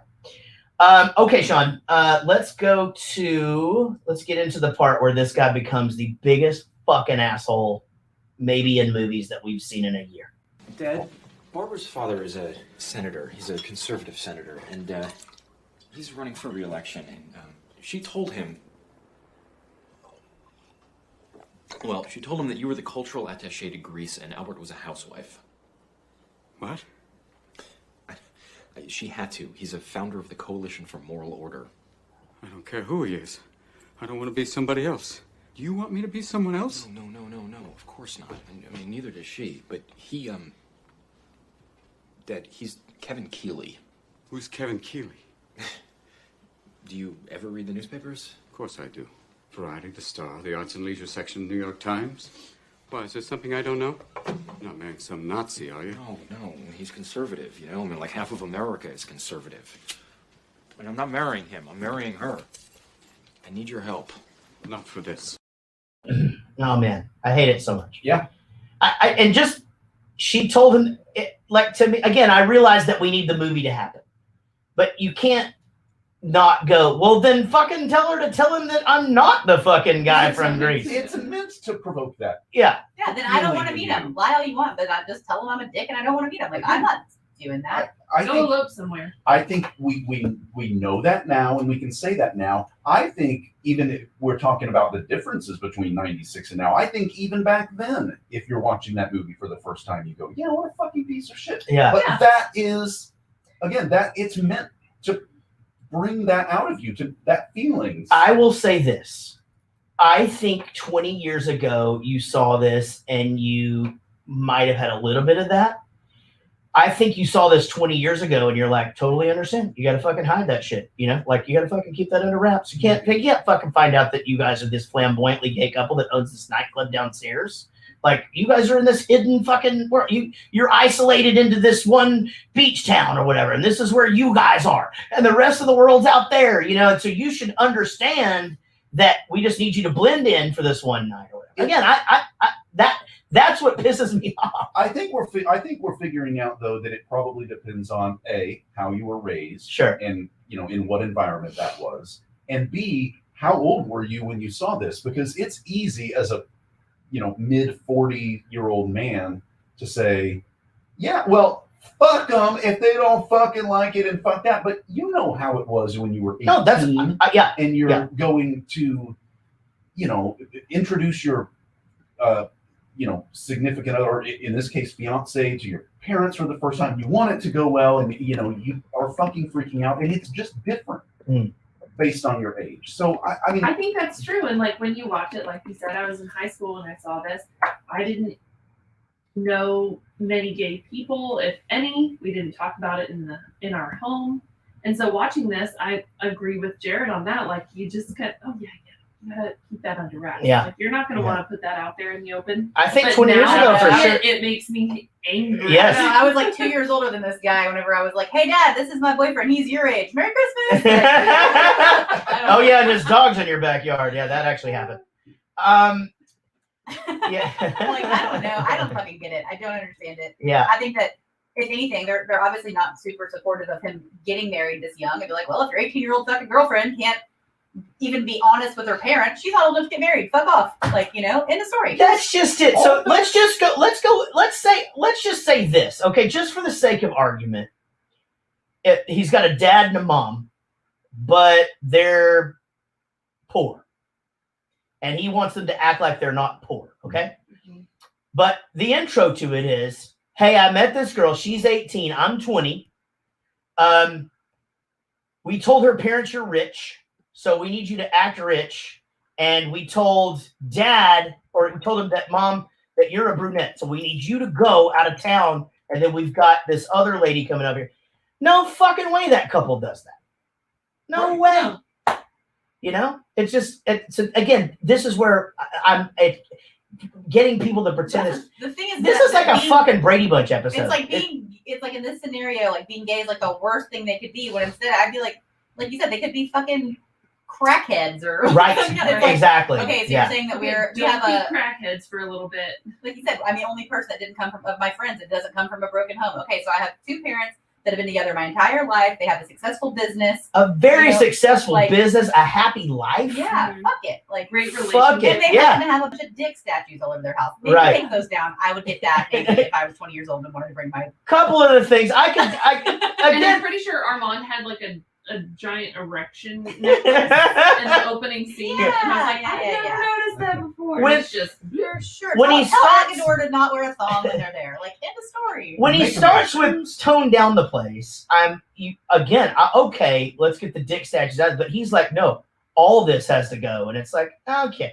I just kept putting myself in that You're dude's supposed to be shoes. in the arts. Leave your fucking artsy shit up. Right? Yeah. And why couldn't you say, yeah, this is from, and I do agree that the penis This statue. is from the Greek dick store. Exactly. This is from All the this- Italian dick store. Yeah. If you go through Caesar's Palace in Very Vegas, Euro. there's just dick statues everywhere. Yeah. it's from the Greek leapfrog store. Yeah, this is from my Paris dick store. This is And from I'm not disagreeing with how you're feeling about it, Jared. I know you're not. I just think, in fact, I 100% agree with it. Yeah. I just think, as opposed to it being something that is a detriment to the film, Sure. I think it's an important part of the film. Yeah, I don't it's one of the things that pushes along the.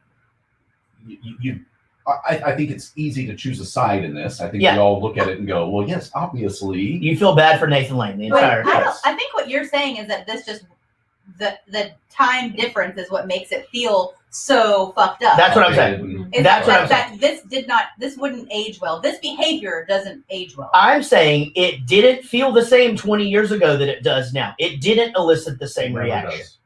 It's but I'm serious. It didn't elicit the same reaction of you being as like you understood more about where Val was coming from 20 years ago. Unfortunately, is what I'm saying. I will say this: it was harder for me to find it funny. Because this is a tale of two, kind of themes, right? It's the hiding it because of the conservatives, but then there's the slapstick part of it, which is the trying to get a drag queen to act and pretend to be straight. Right.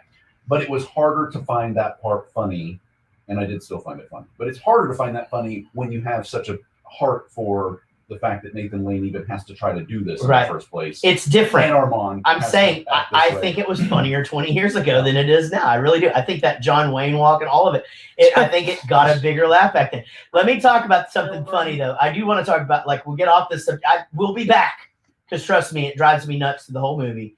But it's driving me nuts. So the where he's doing the rehearsal. And he's like, and the guy is just so nonchalant and he's chewing gum and it's just fucking driving him crazy or whatever. And so Robin Williams has to run upstairs. He's like, okay, you guys could do this. All right. And he does that super famous scene where he shows the guy what dances to do. And he just is Robin Williams for about 30 seconds. And you're just like, fuck, there he is. But then, so he goes upstairs and he's up there talking to his son or whatever. And the guy comes, he goes, we're going to need you to come down here. She's trying to take his gum.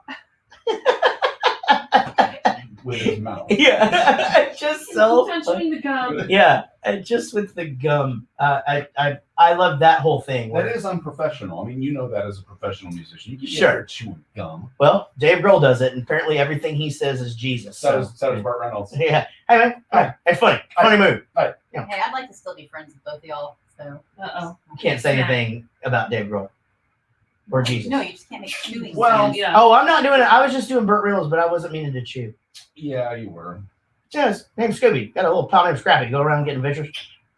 Ugh, hate it. That's Norm Macdonald doing. That's fucking funny shit. All right, let's go to the. Okay, so when they do the whole thing, they start taking all the shit out of there or whatever. They're putting stuff up.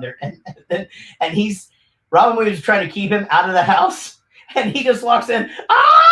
We've been robbed. And then this thing where he just decides, and it kind of, the monster, the freak is leaving. It's just like, okay, this is one of a few times where he walks out. But this is after he gets punched in the head by that big guy? Because this is where this happens. So he runs after him this time, and he goes, okay, you can be the uncle. But we've got to teach you how to do that. But first of all, there's the scene in the restaurant where they're up there, they sit down, everybody knows him, and he's just like, we'll have the usual. They bring it right out of him, but he's hyperventilating. And then he starts to put the cold rag on his back. He's, okay, I feel better. Okay, you can be the uncle. let's first start with your walk. And that's where the John Wayne thing God, that happens. John Wayne scene was so good. Yeah, But it's then so when good. he walks up and shakes his hand. Yeah. You know, son of a bitch! You old so-and-so. Yeah. And how about the Dolphins? How Yeah. did that make you feel? He goes, bewildered? Yeah. Flabbergasted? That's not good. And then, is it? then he goes, yeah, I was like, was that not That- the answer? that's- He just goes, honestly, I don't know. But yeah, this is where he goes up to the guy, and he's deciding. Robin Williams is deciding he's going to be masculine, Macho. and I guess you've got to sort of fight. And I just look at Casey and I go, "This guy's going to stand up and be fucking huge." You're You can- reminded You can tell me of his Billy head was the size Madison. of half his Yeah, hand. he's sitting No. down and he's at his collarbone. Happy Gilmore. Where that Oh, guy yeah, stands yeah, up, yeah. Oh, And then- Jaws. And Yeah, I'll be waiting yeah. for you. That's Jaws from 007. R.I.P. because he recently died. So That's just him. stay hard. Not guy. Jaws, did he? That dude did? Or Or no, the actual shark who played Jaws did die, but so did the guy from Happy Gilmore that was in. oh, really? James Bond, I yeah. think that fucking nail in his head got infected, and that's what took him out. Well, 25 years later, that's Not- not a bad run. Not a Was that bad the run. final nail in the? It was the nail in the coffin. Brava, brava. Yeah, I bet sleeping on that side was hard.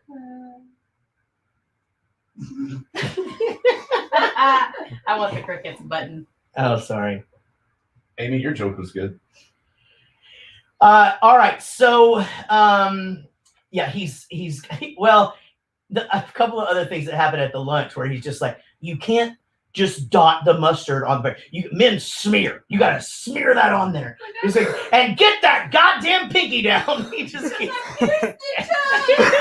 Like, who would say they pierced the toe? He goes, you got it. You can't worry about it. And he goes, oh, I could get more toast. Like it never occurred to him that you don't have to I freak feel out like over that's a every single conversation thing. with my children. Like, Absolutely. okay, think about the situation. You can get another piece. Yeah. There's a subreddit out there, I think, like why my toddler is crying Yes. today, or what, and it's because I gave him toast for breakfast When after he asked for toast. Yeah, it's like because I threw away the CVS receipts. It's like Yeah. shit like that. Just Right. meltdown city. So he, I know I'm stuck on this John Wayne walk, but I forgot that he said this. He goes, how was that? He goes, oh, was it not good? He goes, it was perfect. I just didn't realize until now that he walked like that. That's line. Yeah, Super it looked good. like he was having a stroke. How is he? He's fine. He wants to get married. Married? How old is he? 20. 20. Mm-hmm. My God, 20 years. And today, for the first time, he really needs you.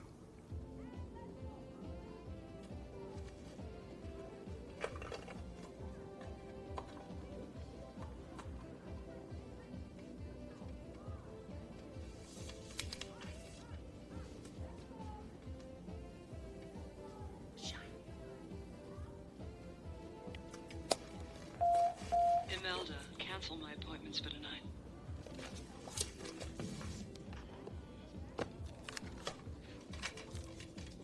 I normally drink vegetable juice during business hours, but for this, let's drink to Senator Keeley's daughter and our vow. I'm afraid I haven't done much for him in the last 20 years. Don't worry about that, really. I'm not exactly maternal.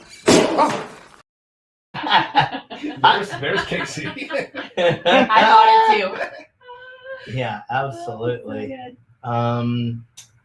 Sorry, Sean, you're going to edit this.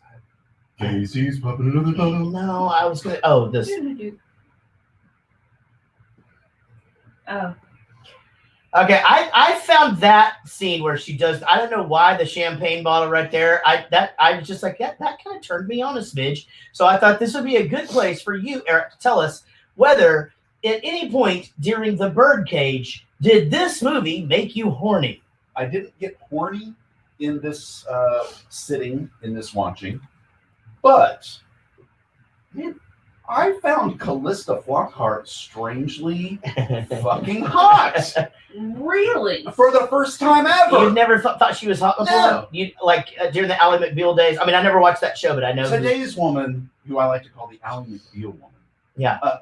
No, I didn't find her attractive in that, but there was something. There was a little smirk she Because she was gave. supposed to be 17, 18. Maybe in like this Right. like uptight, Even though she was like conservative It bitch. feels like this is going back to the American Beauty thing. No, it's going the opposite way. I kind of think I get that she's just kind of like one of those. She's just normal, you know. Like her hair's too thin and sort of always kind of fucked up, you know. And Everything's Huh. thin. you We know, don't know anybody like that, do we? what do you mean? My hair's not thin.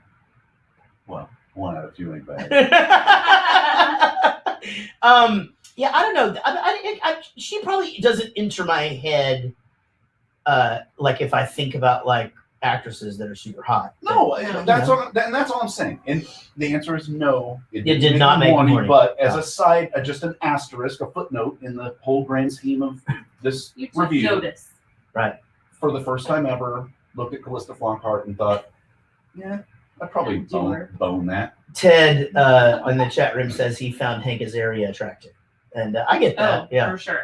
He's got good nipples. Did you guys notice that? He was ripped. Yeah, just They're like, not too big, not too small. not too big, not too small. They were just kind of like just good ones. I have little tiny, like little boy You got the nipples. chocolate They're chip like, nipples? oh Did my he God, really? they're only this big. I Whip have them to out. say, Show the live stream. That's better than the pepperoni nipples. Marco has That's a normal looking nipple. Marco has little bitty nipples, but then the nipple part sticks out way far like an So eraser, pointy, yeah. and it's crazy. Yeah, I don't have that. But. Speaking of Marco, need to send good Hello. vibes to Marco. Actually, he got COVID. He's good now. Oh, And really? he has just found out that his mom, dad, wife, and kids all tested positive as well. What the fuck? What? Yeah, all of this I just found out. So Oh sending my good God. vibes to Marco. If you guys are friends with him on the internet, send some love his way. So let's get back to talking about fucking dick jokes and shit. All right, so she's like, "You've got so much chest hair," you know, and just like rubbing And his. he always did. He was a bully. He like that dude has hairy hand or That had. is the Yeah, hairiest man knuckles. ever. Yeah. Furniture. I want to see his feet. Maybe. Oh, I don't. Who's feet? Robin Ugh. Williams. Oh, I bet they look like Hobbit. Yeah, feet. probably Hobbit. Feet. I mean, his For sure. hands You never for know. sure. My brother has the hairiest legs in the world, but he's like a fucking like ape or something. It's like it just stops at his feet. Is that what happens with apes? Isn't that right? They don't have hair on their feet. I don't know about They that. don't. Yeah. Maybe on the. I think they might on the top a little bit, but Well, Well, nobody yeah, I has wasn't them talking on the about bottom. Thank you. if you get hair on the bottom of your feet, I wonder if that's a thing. I think that's a disease. It'd be easy to slide across a wooden floor. Oh, risky business. Yeah, dun style. dun dun dun dun dun. But you don't need the socks. Yeah, but the socks are kind of like an iconic part of that. It's thing. part No, of you the don't need outfit. socks ever. Yeah. If you have hair on the bottom. Oh yeah, that's true. Actually, yeah, you just fucking I get you'd probably get still sweaty and Would you comb it? Right. That's The you'd have to get it's the not about you'd have to get the fucking the you knots out want of there. socks still. Yeah, because your Because feet of get the sweaty. Moisture. You want Yeah. moisture wicking. Yeah. Away You from can your. put deodorant on there. Robin Williams' feet look normal. Do y'all have do you girls? Does anybody have a pair of shoes that you wear with no Celebrityfeet.org. socks? Yeah. You do? Are they super stinky? Yes. Yeah. Do I have shoes I wear without socks? Yeah. Yes. You notice he didn't And they ask me that smell question. No, I Yes, said yes, I yes. said Yeah, we both have I some said feet. you girls, but yeah, I used to have a pair of them Tom shoes, and my feet do not Oh. stink. Like when my feet smell at all, Casey will just be like, "What the fuck is going on? Your feet stink." And it never Sometimes happens. he just gets like one armpit too. It's real weird. Yeah, Huh. that's true. But man, I had a pair of them Toms. Oh my god, they stunk Those so are bad. meant to stink. They're meant to Like stink. they want you to throw them out in 3 months so you buy more Yeah. and then give more. Right. Yeah, I even used to wear. Yeah. I used to wear like the knockoff ones, and they were Yes. even cheaper. Ew. How can they be any? Because those Toms are made of Dude, I used to buy the 40 ones. cents of worth of canvas, and that's it. Yeah. No, I used to buy the like. This is totally true. I used to buy the ones from Five Below that were fucking $5, and I just had like 5 pairs of those things. Actually, they're probably the best way to go. Are those comfortable? I've never worn No. a pair of Toms. No, No, I so feet all they- day for work. So they look No. stupid and they're not comfortable, but it They're makes you feel comfortable like if you just want to hang out, but it's not if you're going to They're use comfortable if you feet wanna all sit day. There's down. no support, but it feels like just wearing socks on. but wearing I socks also is don't like- comfortable. I don't like shoes. I don't wear shoes, so don't ask me. Yeah. Which is where Fuck I you, come Amy. into play in this movie because I quote Agathor. quite a bit. Spartacus Agador. Agador Spartacus. Shoes. Yeah. Now, so this is where Val becomes an even bigger asshole. They've raced home from the meeting with the actual mom. Robin Williams' character beats him home by taking the bus because he's saying that Nathan Lane is driving 20 down the fucking 101 or whatever, right? And gets him, and so he comes in. Now this scene is fucking great. He goes, "Go get my toothbrush. It's in the usual spot." For some reason, it's in like a little purse, and he throws it over his shoulder, and he's going to check into the cemetery, right? Because that's all he needs. He's packing light. Hilarious. But the fucking Val character watches this man who raised him walk out the door with a toothbrush, go into the cemetery, and just says, "That's fine. It'll be better without the uncle anyway." So it hits you hard. I hate it because again, he just, even if you wanted to impress this girl and her family, you would still fucking not want to hurt your mom's feelings. But it does crazy things to people. Love, stressful, familial relationships. Yeah. When you're already a young college douche, it all comes together. It's a perfect storm of being a fucking idiot. Yeah. And it's meant to do that. I want to. Yeah. I can't stress that enough. I can't just keep fucking calling the dude, every clip just saying that he's a big asshole. He just is. He doesn't even really make a turn at the end except for throws his old arm around and goes, "This is my mom," and that's all we ever. This is here's how terrible of a person emotionally he is. So at the end, she's leaving with her parents and goes, "It would have been awesome to have you guys as a family." And she's leaving. That's it. It's over, right? Yeah. But there's a camera at the door, so they get back in there. Now all of a sudden we're back together. This guy should have been, "Fuck you if you're gonna leave me that easy," but no. So this guy just doesn't fucking have any emotions. It's almost like 20-year-olds aren't specifically known for their decision-making skills at all. Using logic to figure things out. Huh. What a weird thing. That is because I know when I was 20, sure, yeah, it all made sense. Everything just made sense, didn't it? All of life's answers. All right, well, and they changed I'm going to give you that. So that's fine. Okay, so let's see where else we are at the movie. Oh, I like that part when he's going to the cemetery and he goes, "Well, we have a crucifix here, which you could take since it's a sign of martyrs." Yeah. Oh, I loved that one. That was fucking great. A little quick. Yeah. When he would deal with him in that way, but he would quickly turn to, "Okay, I've got to go. Like, I got to go coddle this fucking." Well, sure, we've all done that, right? Sure. Yeah, you get your little. Yeah, pack your shit. Except don't go. Wait a minute. No, your shit. Yeah, why is all your shit in the Put all your shit back. Don't do that. So this is where. Oh yeah, while you're on your way to the door, our last name's also Coleman. So is it Coldman? Cold is the D is silent. Coleman. Yeah. Coldman. And then they went and got the old books that came with the crucifix or whatever. They threw in those old books too. It's the Nancy Drew collection. Yeah. But he didn't want him to go over there, and he didn't want the mom to go. But when she approaches it, you know how he immediately is, "We should sit down." Yeah. So I'm wondering if it was like those fake books that all just go like in a whole line. They're just wooden or like hollow. Right. But I couldn't figure out why those books were the thing that made him kind of perk up. Sit down! He just yells, "Sit down! Sit down!" But it's obvious that the ruse, like a film set, that there's no books in there. That's true. Yeah. It's just all fake shit. And then so they start they're just like, "Is somebody else home?" It's just our dog Piranha. Yeah, we locked him in there, put her up whenever there's people here. And then so this is super subtle, but you guys had to have noticed when they pop the bottle of champagne, Robin Williams goes, "Ah!" like a fucking, just like you would expect that from like Nathan Lane's character. But it's and it's just sitting there trying to be all masculine and shit. Super funny. All right, guys. Hey, so we're going to take a quick break. When we come back, oh, actually, no, here's what we're going to do. I need you guys to ask the audience a question on the chat. So this will go to the chat room. Whoever gets this right first will win a spin of the wheel when we come back from our break. When we come back, we're going to go ahead and do take one. And we also still have dueling trivia coming up. We still got 3 more clips and much, much more fun. So which one of you guys has a good question for the chat? Sean has a leftover 5 questions question we can use. Okay. Go for it. Which U.S. senator that held office from 1969 to 1996 was mentioned several times in the movie and was also in attendance at the wedding at the end of the movie? Okay. We'll be right back. There we go. We will be right back.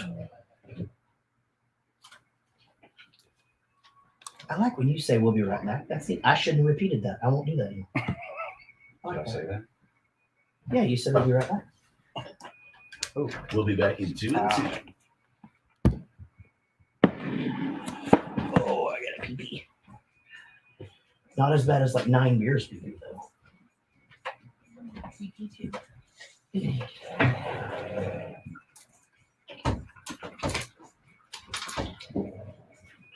Looks like Rob's brother is the one. Oh, that was fast. That's fun. That's cool. I can plug his new album.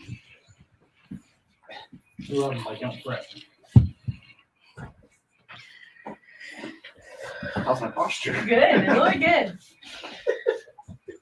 My hips are tight.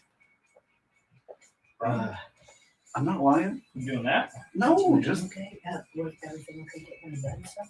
Yeah.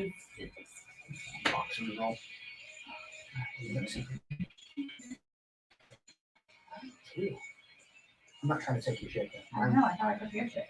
Oh, you probably did. You're about to say your turn first, didn't you? Yeah. You asshole. Yeah. You're a Shannon. You're Shannon me taking my illness. No, I give you credit. Oh, this guy. Oh, okay, I see. I like what you've done here. Oh, I've got your. You want to send him a picture of this? Yeah. Cool though, right? Yeah. And the BFS ones came out really good. I'm gonna give these away for stage it prizes. I mean, don't you think that's a good stage it prize?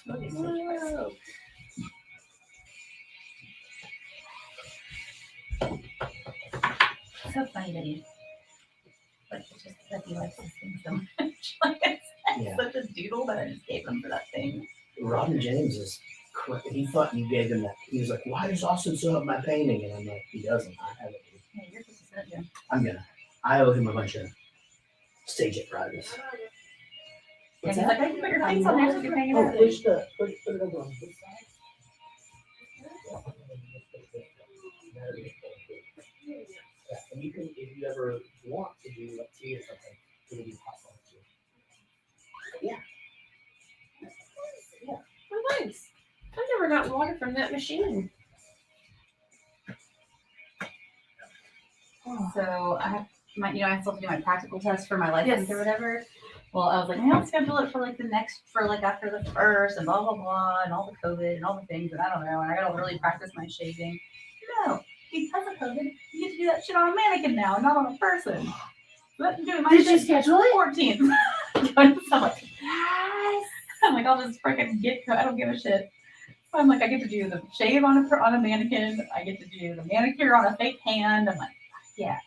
Oh my gosh. So you do a shave and a manicure and anything else that they It's can a bunch of shit throw at you? It's you get a whole list of everything you're supposed to do. Most of it's about sanitation and Oh, stuff okay. more than the actual thing.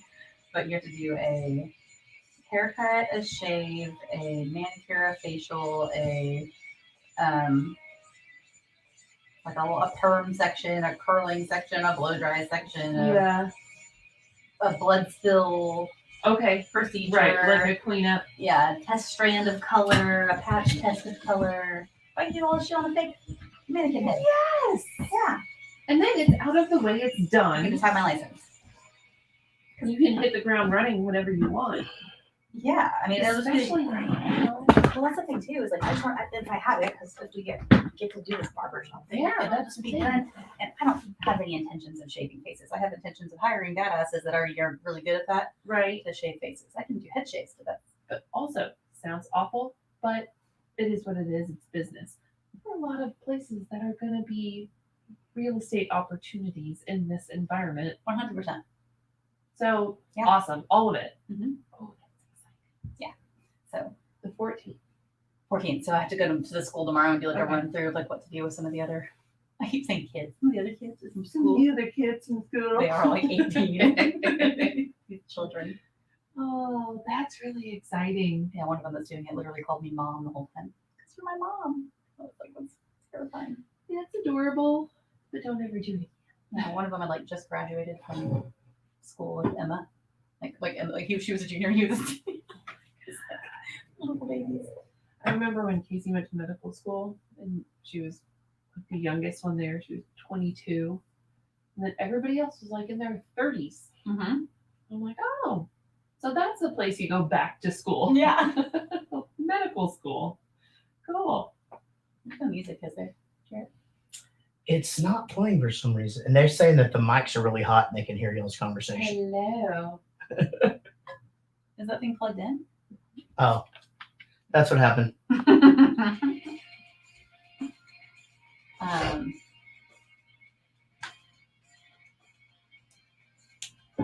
But yeah.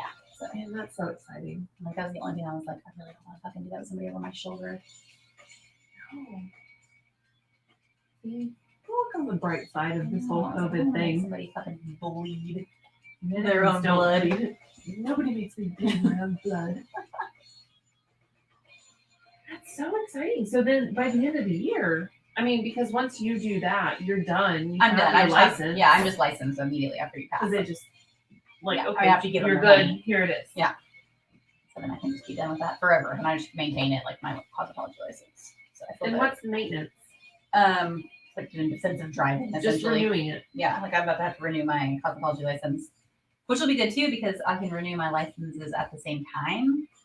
Oh, right. So I don't have to be like staggering like which one, because they usually will email you and stuff. But Yeah, but it's easier though. I mean, I You just don't have feel to knock do it all two. out in 1 month. Every couple Damn, years. that's exciting. Mm-hmm. Oh, I'm envious. I want to do something new. Yeah, well, it's exactly the same, actually. Yeah, that's true. But yeah, I know what you mean. But it's just like you found a new passion. You found something else that you want to do. Yeah, that's really cool. And there's a future in it. Like there's something like you can do really amazing things with it. I hope so.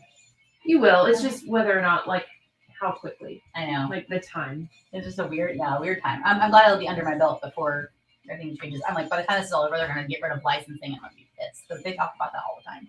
Get rid of licensing? That's terrifying. Yeah, a lot of countries don't have it. They don't have licensing for this stuff. It's just like you just apprentice and. Oh, I see. But well, it's- kind of like tattooing, right? Yeah, but it's like it's the health stuff that I think is so crazy. Anyway, Right. tattooing, you know. But anyway, I still think like makeup. A lot of makeup artists don't have licenses. you don't have to have a license to do makeup.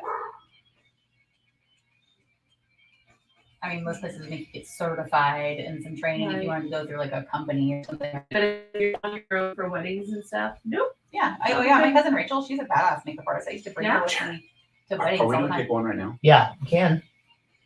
You're late. He's already doing it. I feel like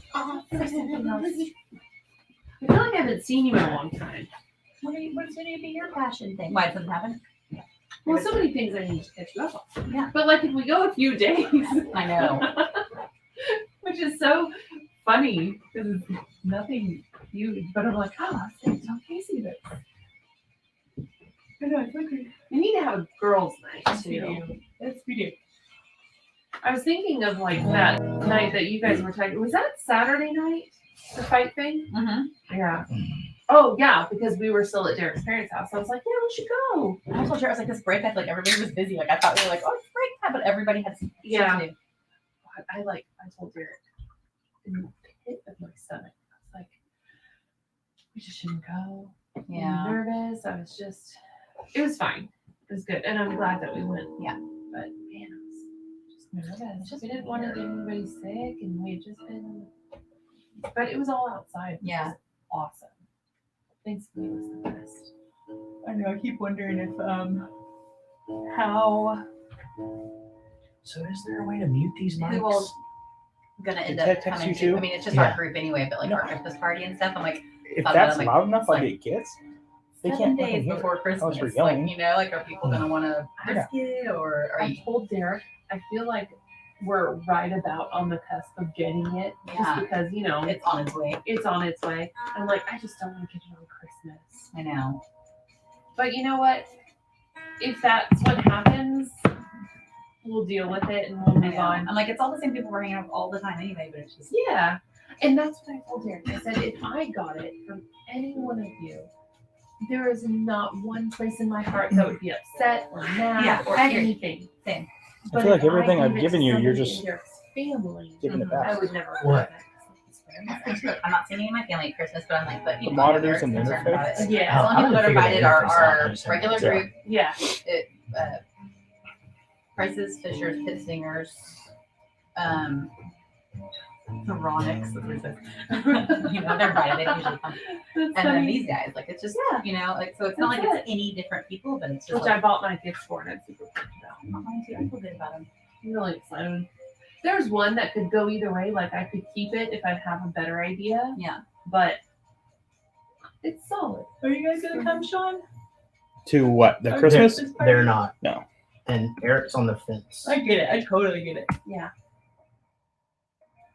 Trust me, we want to go. Oh, I know. It's a week before Christmas. I totally get why people don't want to fuck with that. But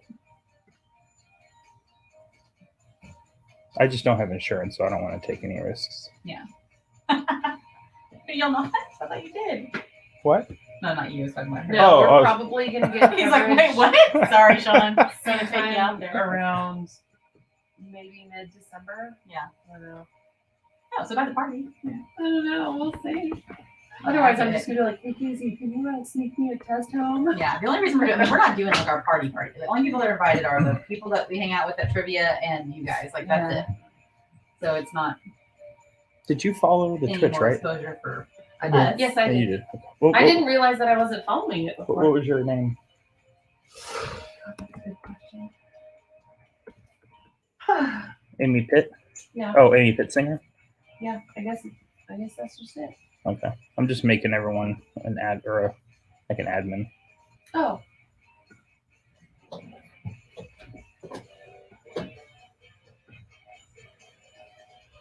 Oh. Hey, Bri, you want to hit me a patch cord? Oh, yeah. Yeah. Because I think that I don't know how your situation went, but mine went. Oh no, not really home from work, but he would love to come. What you want? Yeah. This is got Eric was like, What? This "He's not gonna offer." That's my nature. You know me. Yeah. I can't say no. Nope. I can't not offer. Yep. Nope. And I Yep. said, A real table maybe next time.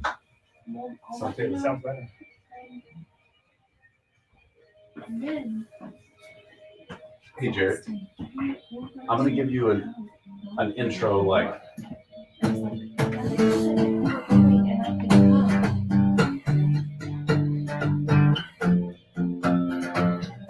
We are family. I'm going to do that twice, and then we'll come in with the. All my sisters and me. Cool. Sounds good.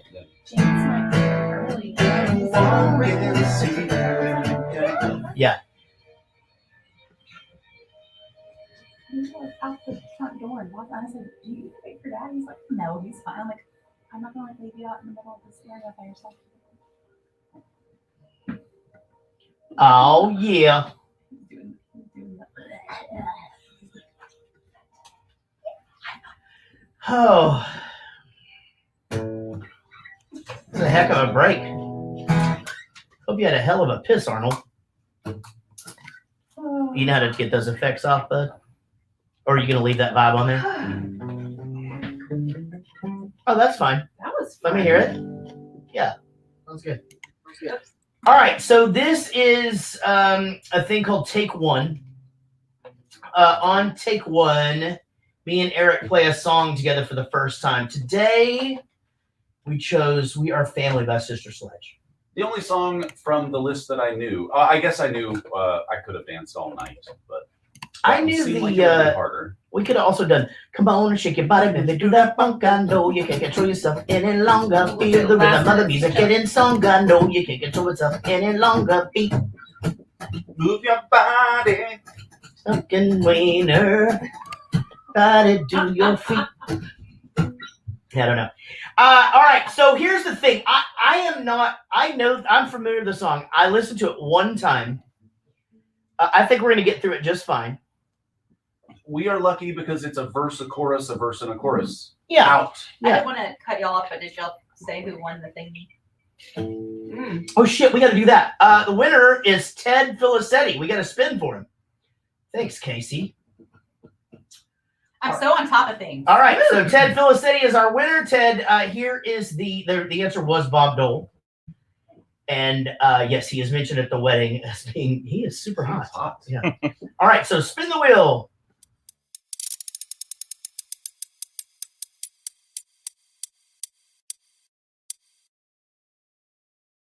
Holy shit, he won a bundle.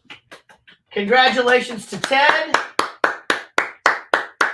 Ted Filicetti, brother of Rob Filicetti, Bowling for Soup, bass player, and Ted's band Don't Panic has a brand new album out right now. You can go and listen to that wherever you want, and you can also still get T-shirts and things on the on their website. Don't Panic. So go check them out. Great band, and one of my favorite new bands. All right, so back to Take One. Let's go ahead and try this, Eric. All right. Now jump in on the verses if I start to fuck it up too bad, but I think I'll be fine. Okay, let me just get up here. All right. Okay. Yeah, we're gonna be fine.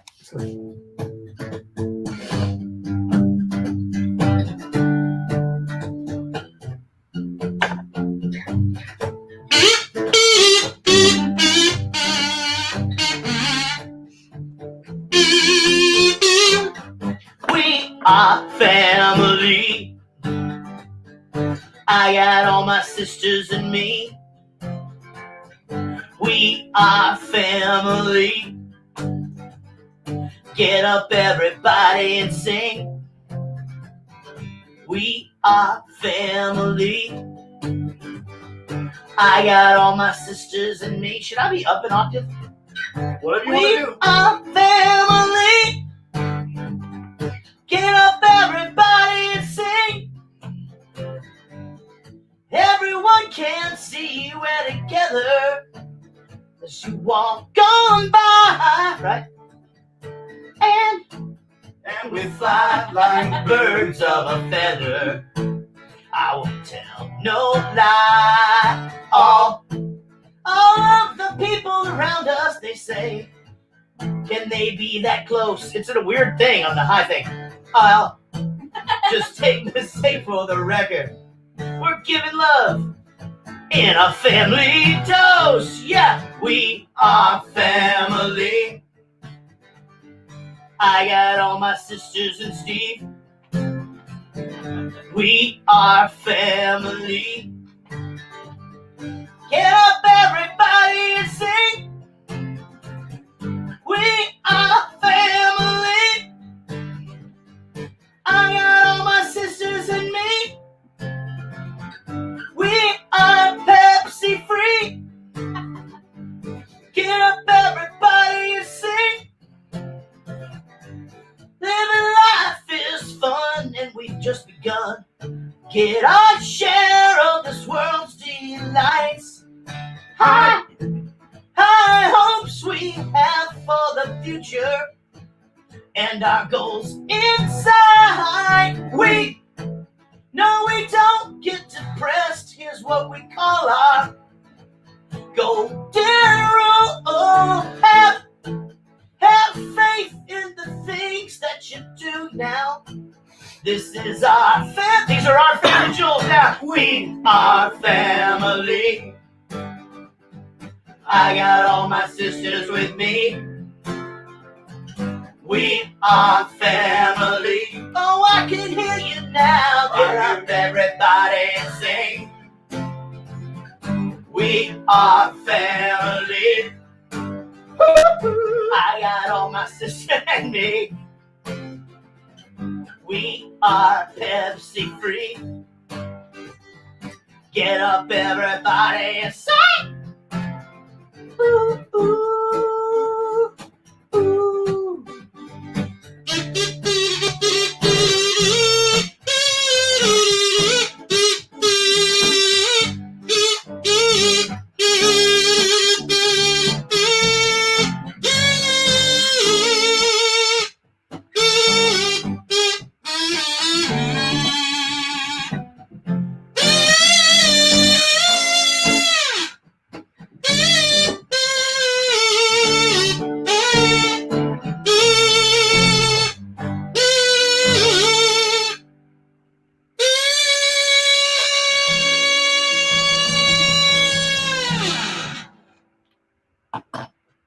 And surprisingly, that is not the worst one of those we've ever done. No, it wasn't too bad. I mean, we probably should have talked about the key. I told you when we decided to do it, I said, yeah, it's fine with me because the chords are pretty easy. I was like, but the vocal has this weird, it's a weird melody. It's in a weird spot. Yeah, it's like it's not high, but it's not, it's in a weird spot. It's right in that breaking point. Yeah, yeah. They made a movie about it. They did. Now, one of the things is that you guys might have noticed that I was saying Pepsi Free because that was the Pepsi Free commercial. Yeah, that came out. So if you're unfamiliar with Pepsi Free, it was a Pepsi product free of caffeine and sugar. And they made a nice joke about it in Back to the Future. In Back to the Future, that's right. If you want a Pepsi, you're going to have to pay for it. Well, I'll just take a tab. Yeah, well, I can't give you a tab unless you order some. Just give me something without caffeine. No sugar in it. Oh, no sugar. Yeah, and he gives him a cup of coffee. Got it. No, that was fun. I'm glad we did that. Yeah. Okay, so back to the movie. Here's Jonathan. No, there's something else. It's something about the father and the butler. I can't put my finger on it. It's nothing. What do you mean? It's nothing. It is Dad, something. it is nothing. You always think the worst. I don't always think the worst. You always think the worst. Val's mother is just a Listen little to late. me, young lady. Val's mother is just a little late. You watch yourself, young lady. They come. Excuse me. Well, let's give her half an hour, and then if she isn't... Here I am. Oh, please forgive me for being so late, but the traffic was unbelievable. Senator Keeley, Mrs. Keeley, I'm so happy to meet you at last. Oh, you must be Barbara. What a pretty child. Come here and give me a hug. Oh, don't be afraid. Oh, how adorable she's shy. The big reveal. The big. This is a nice surprise. You guys ever seen the movie Tootsie? No. No, but I'm familiar with it. It's Dustin Hoffman. Dustin Hoffman, and he is a struggling actor. And he wants to live in an apartment, but it's females only, so he gets a roommate, and they both dress up, and his roommate is Tom Hanks. That is Bosom Buddies, a sitcom from the 80s. But in this one, no, he's a struggling. No, you could have sold me on that. I should would have gone all I should have just went with it. Yeah. Yeah. Anyway, so another one where a guy dresses up as a girl. Just a quick aside. Yeah. If you don't mind revisiting take one for Sure. 15 seconds. No, let's do it. I looked up the next week's movie soundtrack just for shits. Yeah. You and Me Mm-hmm. are duetting Yeah. on Baby It's Cold Outside next week. Oh. So you motherfuckers Okay. look forward to that. All right. It is going to be rad. I'm just making an So, executive and decision. There's a bunch of songs on I'm it. assuming you're going to be the rapey one. Yeah. Yeah. Okay. I don't know. I feel Are like you this gonna year. are you doing your Get your walk ass hard back. voice? Yeah. Is get that your ass back in here. I don't have to sound like a girl if you guys don't want to. I can. It's cold. I don't know. You could also go for like the old man with the dog in Family Guy. Oh yeah. Oh, Those creepy files on the fridge. Oh, very good paper. You really must stay.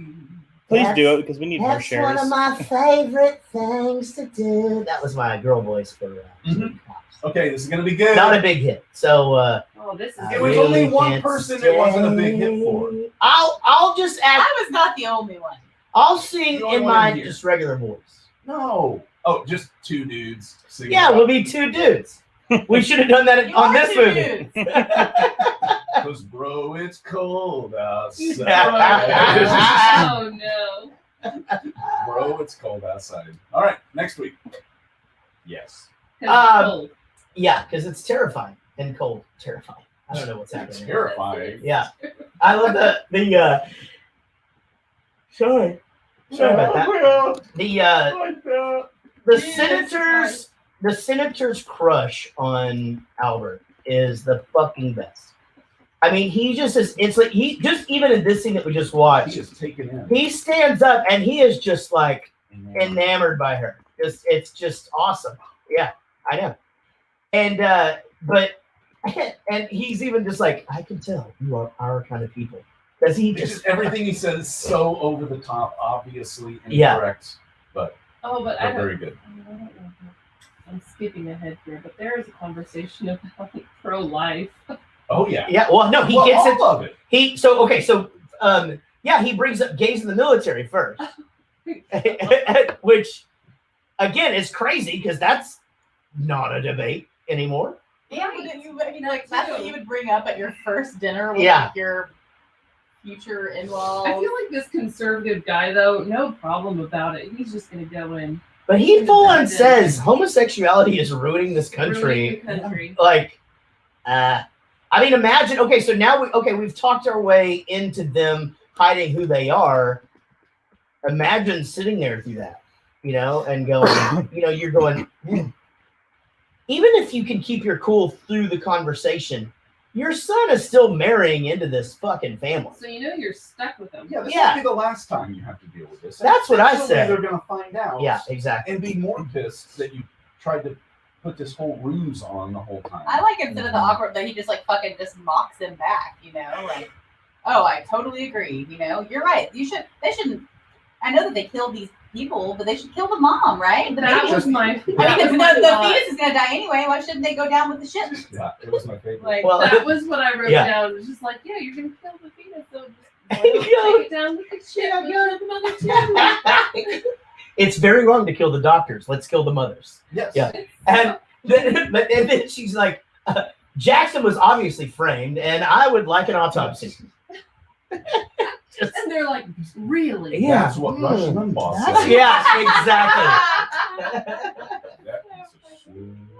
Yeah, now the Inquirer is in heaven. They've caught wind of all this. They're getting the notes and shit. I mean, like he's just. Oh no, he says that. He goes, "We're in Inquirer heaven right now." One of those guys is an Oscar Academy Award winner. Not the big guy, but the Middle Eastern guy. Academy Award winner for co-writing Argo. Wow. No shit. Yeah. Yeah. Because I saw that this movie has 4 Academy Award winners, and it's like with Gene Hackman and Robin Williams, and then that guy, and then some other guy. I Way to never, go, yeah, guy. hairdresser for Costumes. Little Women in 2014, whatever. Yeah. But yeah, craziness, right? That is crazy. He's just playing a dopey camera guy. minor Well, character. I think he's been in a bunch of stuff, right? As an actor. I mean, I feel like I recognize him. I don't know. That was the extent of my knowledge of John Bonamassa or whatever. How much other knowledge do you have, Eric? Not much. Damn it. You walked right into All right. Yes, you did. The triangle has rung.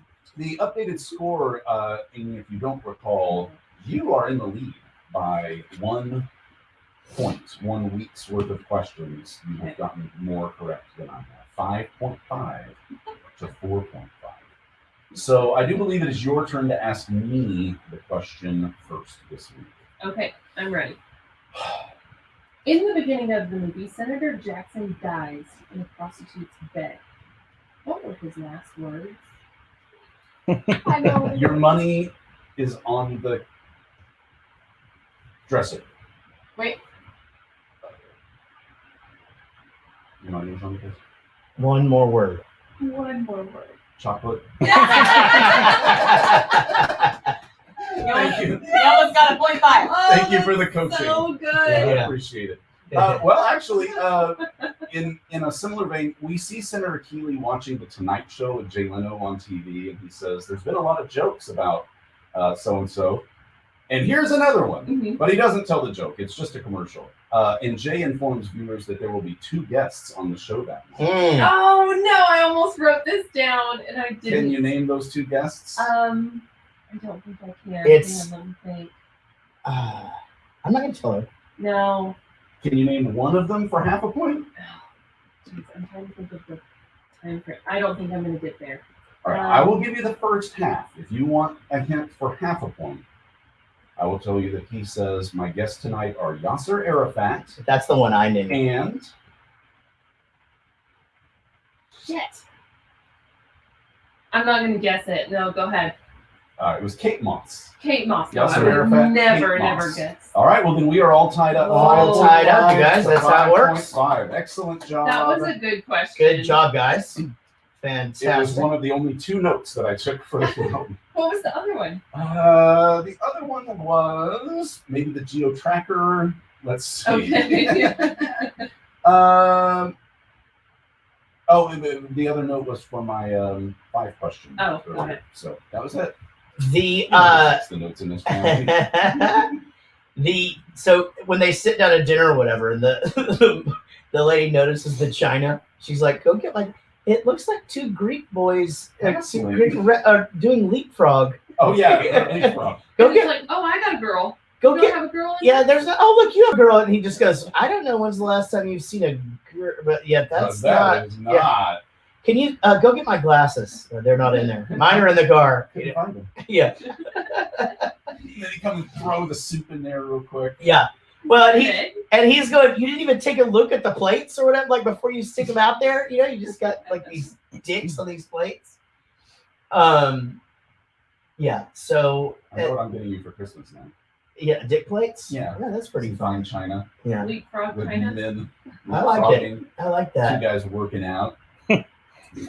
Now, one thing that I did like about this is they don't drag this out much. Like, I think that they could have beaten this into the ground, but we're pretty much, you've got a pre-dinner conversation, and you've essentially had all of the conflict already. Do you remember when we watched The Jerk and we said we thought the part where he was really rich and doing all that rich stuff, we thought that was a much Longer part of the movie? Yeah. That's what I felt about this. Yeah. Kelsey, I didn't start this till like 10 o'clock last night. She goes, great, another 2-hour movie. And I went, no, there's no way. Yeah.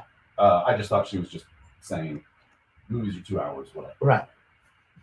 But goddamn it, if it's not an hour and 54 minutes Yeah, long, there's and a lot of I build-up. thought an hour of it was this dinner party scene. Me too. Yeah. It's 20 minutes. It's the buildup. It's the buildup to the dinner party. Is like they put all of the conflict in the buildup and just character development and whatnot. Buildup could have been 20 minutes shorter. Which is Could like- have 100% been. okay. Yeah. It's interesting because you go through that build-up and I'm like, man, I thought this was a funnier movie.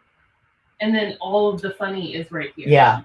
You sort of get that. You get the funny in the, it's subtle in other places. I mean, I found it funny when, he's climbing down the ladder and all of the press people are there, waiting on him and shit. And then him fucking eating candy all the time, I thought was funny. There's some quick hitters throughout it. But this is it's not slapstick because it's not falling down. Oh, but it is. Well, there's a few falling downs. But this is the meat of the humor. Yeah, of this. for sure. And then, but they all, so to say. She wants, they all end up going to the bathroom together, which like you do. And then the mom shows up, and the conversation though between him and his wife first is he goes, man, that Miss Coleman, they just really don't make women like that anymore. Well, and he's defending her. She's just a small town girl. Yeah. Did you keep thinking that he was going to go living in a lonely world? Yeah. Yeah. Who was from Carl's Corner or wherever. Yeah, and talking about how he just doesn't. He's a snob. Yeah, he's a snob. He He has doesn't. mistresses Doing everywhere. things Yeah. European ways. Exactly. Totally. Yeah, I mean he's just like we said, so enamored by the Mrs. Coleman character, and I mean dances with her during. That's- I could have danced all night. you know it just Didn't you see the 5 o'clock Didn't shadow? wouldn't yeah, because he already had a razor. Which, by the way, you ever use one of those things? I got one of those for graduation. Yeah. Back in the day. A Not brawn. not my Doesn't favorite even get thing. that close. It does okay, but it can fucking For hurt. my 18-year-old acne scarred face was not the item Not the to tool. have. It would Yeah. tear my shit Yeah. up. Maybe I was using it wrong. No, that fucking thing hurt me, man. I didn't like it, and then but I used an electric shaver for the first couple of years until Dad had the 3 core, the the 3-core Norelco. Yeah. He would put on the Brill cream, whatever it was. Isn't it weird that our like kids are just gonna start growing beards? Like that's fucking weird. No, I don't like it. And pubis. I won't ever know that. Really, You won't know if your kids have pubes. I don't think a lot. No, I don't think I'm really gonna Why like. not? I don't think like I'm gonna know immediately. We're just gonna assume at some point. Yeah, I don't think we see that. You know, I mean, like I definitely. Yeah, I mean, You look a little shocked right now. Are we supposed to do an inspection that we don't know about? you see them naked up until a certain point, and then you just don't anymore. You know. I know, but I just feel like you're bound to see. No, I mean I'm serious. Like the 2 older kids never. Well, okay, me and Kelsey at least once a week hang out with Kelsey's sister who lives 2 doors down from us, and we love it when Kaylee comes over. And I don't know how it came up the other day, but they were surprised that I had seen my dad's penis before. And I didn't feel like, I mean, I lived with him for 20 plus years. I saw his penis once or twice. It depends on the family. Like my And it's not like parents. we were nudists or anything. Dad didn't just walk around with his dong out. So- just they couldn't believe. Sharon's more of a naked But person than I am. My mom was naked all the time. My mom was naked like all the I mean, literally, like in high school, my mom would just walk around the house naked, like all the time. And it, I mean, I get it. It's kind of weird. My dad didn't, but we would go to the Y, and he would fucking just take it all off and hit the showers So or you whatever. have seen your dad's penis. 100%. Right, but they Yeah. made it sound like it was just the craziest thing. And you know what? I mean, I think it's totally different. but Well, I don't want them to see my dad's penis. my boys come in the bathroom. I want to see your dad's penis. My boys come in the bathroom if I'm in there. I mean, to be honest, I mean Emma kind of came in there. You said, "Oh yeah." That she was walking.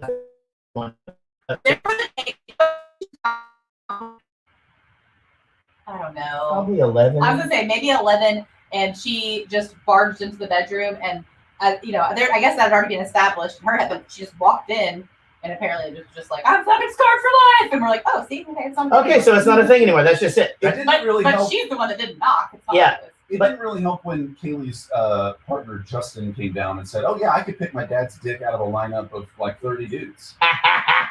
Yeah. And I don't know if I could I go- definitely haven't seen my dad's that many times. I mean, like all that. Again, but my boys walk in if I'm in the shower, they just come in. I mean, and Everett actually just said, "Oh no, you're naked, Daddy," one time not too long ago. I go, "We're dudes. It's fine. You're gonna see naked dudes." I even told my kids, like, There's gotta be some. You gotta maybe follow up with some boundaries there. Like it's not just like we're dudes. It's fine. Like it's okay. But Yeah. when Jared goes to the Y after they play, basketball, Racquetball. So if he ever sees that dude in the van, like, oh yeah, we're dudes. It's Yeah, okay. no. That's not the entire conversation. He's aware of what's. But I think at our house, like we've got an open door policy. But my kids now at this point know, like, well, you come around that corner, and you hear the shower going, I'm gonna be naked. I only made that And mistake once. You can see that if you want to, but it's probably gonna make you more When I uncomfortable walked than in, me. when I walked in on my mom on the can, and just went, Yeah. Well, that's why we knock, isn't it? And just Well, you can only knock on Turn a closed around. door. My mom was always naked, and then until she married my stepdad, and there was a point where he was the one that was like, "Nope, this is weird," and she was like, "Oh, is it? I don't know," because it was just me, her, and my brother all the time, so it was just nudity creepy. Everywhere likes to. I I watched. don't think that's weird. Nothing is weird except for opening her fucking nightstand on accident looking for scissors. Yep, don't do it. So here's the deal. I walked in on my parents having sex in the eighth fucking grade. Oh, no. Yeah, That is old as shit. Yeah, and I mean, they weren't under the blankets. Like he had his feet. I'm going to tell you, he had his feet were on the ground, and she was on the bed with like her legs up, and he was going fucking at. I mean, he was ramming my mother. Not making love. They weren't Just making love. there's no love making going on. Like he was on a mission. Almost like they don't love each other. And I don't know. She might have been trying to kick him off. I don't know. What the fuck? I mean, there was a lot of movement happen. A lot of extreme. just fucking and again, 8th fucking grade. That's too old to see that That's shit. old enough. That's like the worst thing. Make it bad. I go back to bed, because I had gotten up and I just walked in there or whatever. Did they know that you were there? Fuck no. You And didn't hear so anything as you were walking up. and they've heard me talk about it at shows before now though. But Yeah, it's not the first time the story's been told. Like no, I don't know if I don't think I heard anything, but anyway, I just opened the goddamn door. I don't even think it was shut all the way. Like I think this might have like not been your fault. Some shit happened. Like they had probably got up and not planned to be doing that at the time, and then something like he saw her tits or something. Anyway, maybe if they did is awesome. I went back to bed, and then when I got up, I went out there, and my mom's just all smiling in the kitchen. Just like an hour later, and she's like, "Good morning," and I'm just like, "She's too fucking happy. I just saw what happened to you. How are you?" Okay? I just saw you being murdered. Oh my god, you could have been killed. Yeah, murder that pussy. Well, Jarrett, we have Sherry on the line. Yeah, my mom's calling in. This is going to be an awkward conversation for a lot of reasons. Hey, baby, it's Mama. We just need to talk. Hey, I hear you telling that story about your dad on top of me again. No, your mom called me specifically to tell me about a sex injury last year. It's not, Yeah, I don't think that she. That's true. Shit. Oh, they don't give two shits. Yeah, they're. She also told you one time, because you're allergic to shellfish. Oh yeah. To be careful if I eat it. Yeah, that sometimes you go out to dinner and on a nice date, and when you go home, you might want to do some things, but that can also give you a reaction. Oh. I was newly allergic to shellfish, so she helped me out with that. Yeah. Like where it comes out of the penis? No, like if I had my mouth on her vagina. Oh. Because I had been eating shellfish. I was thinking the opposite thing. Like if her Yeah, mouth that's what I on was your thinking vagina. too. Well, you can't. I don't eat shellfish with my dick. Anymore. Not anymore. Yeah, I don't. Not since the allergy. Back in the day, I'd slurp up an oyster. I'll tell you that much. That's disgusting. Oh my god. Like a fuck. Just look like a fucking elephant going to town. Just just fucking stoked. Yeah. Oh god. Yeah, that- I hate everything that's happening right now. You want to go to another clip? You want to talk about when I found my mom's dildo in the night? 100%. Well, not a dildo because it didn't look like a penis. Okay. Or it didn't have balls. It was just a cylinder. Oh, a little like tasteful little guy. Okay. Well, it wasn't little. Oh. Was I it would meant say- No, it was plastic, and it. Okay. You opened up the bottom and the It's a batteries. Yeah. But it wasn't like. It doesn't have to be like a dick to be a vibrator. It vibrated. It No, took but I a C battery in the back, and it. That's like an OG vibrator, right? Like that's just what. Yeah. Okay. But some vibrators are like, they're all. They've come a long way. Not all of them do fucking backflips. Yeah. I'm just saying. Yeah. Matte finishes. And Some of them make you do back. I went to Vagina's. I don't know, New Fine Arts or one of those places one time with some friends super late, and we thought it was funny, and there was like a table where you could turn them on and see what they did. And we had this one, and we could not figure out how to turn it off, and it was just flopping all over this table. We're like, we gotta get the fuck out of here. You just drop it and run. Yeah. Like at those souvenir stores, at the beach where you have those little wind-up things and the monkey. Yeah. Yeah. Totally. Little dog that There's does a whole the. tray of them. And Yeah, they've got little plexiglass wall. They can't get out of there. They're all just walking around. Little dog barks, sits, does a backflip and shit. Yeah. Guys, Well, it's nice that they I still want to hear about Dillo's dildo. Oh, yeah. Oh, we're getting there. Well, that was it. I mean, I Okay. just. That's it. It's when your parents are in the summertime, they're working and you're at home. Don't go through their shit unless you Right. unless you want to reach in there and not know what you're getting into. I don't know what I was going to find. Money, porno mag. Dude, Something. You were just being a nosy little shit. Found none of that. Yeah. But I did find put porn. my hand on a dildo or on a vibrator. My mom had, I mean, unless my dad was using it. Yeah. Had been in there, and my hand was Yeah, in how it. do you know it was your mom's? I don't know what they were into. I mean, it was on her side of the bed, unless she's the one who reaches over there. And So my closest Yeah. friend in high school, or early high school, we one that I started a band with and everything. His parents had borrowed a video camera, one of the old school ones that like recorded straight to VHS, and they made a sex tape. And it started out with his dad coming out of the shower, and then he like started like doing the thing where you like flip your dick up and down, you know, that thing. No. And anyway, and then he did the trick where he hung a rag on his boner and stuff. And then they did it. And we showed every friend ever that came over to his house. I mean, like I'd be like, dude, you gotta show him the thing if Get a your load dad, of you know, this. like but okay, yeah, we could show it to. And I mean, I think every dude we knew saw his parents have sex. Dude, I've got a pretty good one. None with my mom. My mom, she's been on this podcast. She doesn't give a shit like about anything. I don't think I could ever say anything that would be shocking or even embarrassing. But I have another family member who I won't say specifically.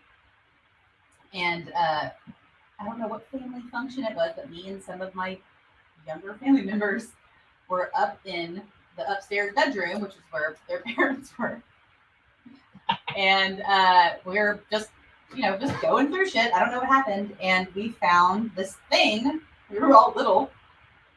And it was just, I don't know, it was pretty long. And it had like a little cougar attached to it. Like little rabbits. It had like little bunny ears. It was like that, but it was like a cougar. It was weird. Anyway, we didn't know what it was. So we're like, what the fuck is this thing, right? And a younger family member goes, oh, that's my mom's shoulder massager. Because she found it. Yeah. And we just fucking sat up there. Whap, whap, whap, whap, whap. Like one of those ones that did fucking do backflips.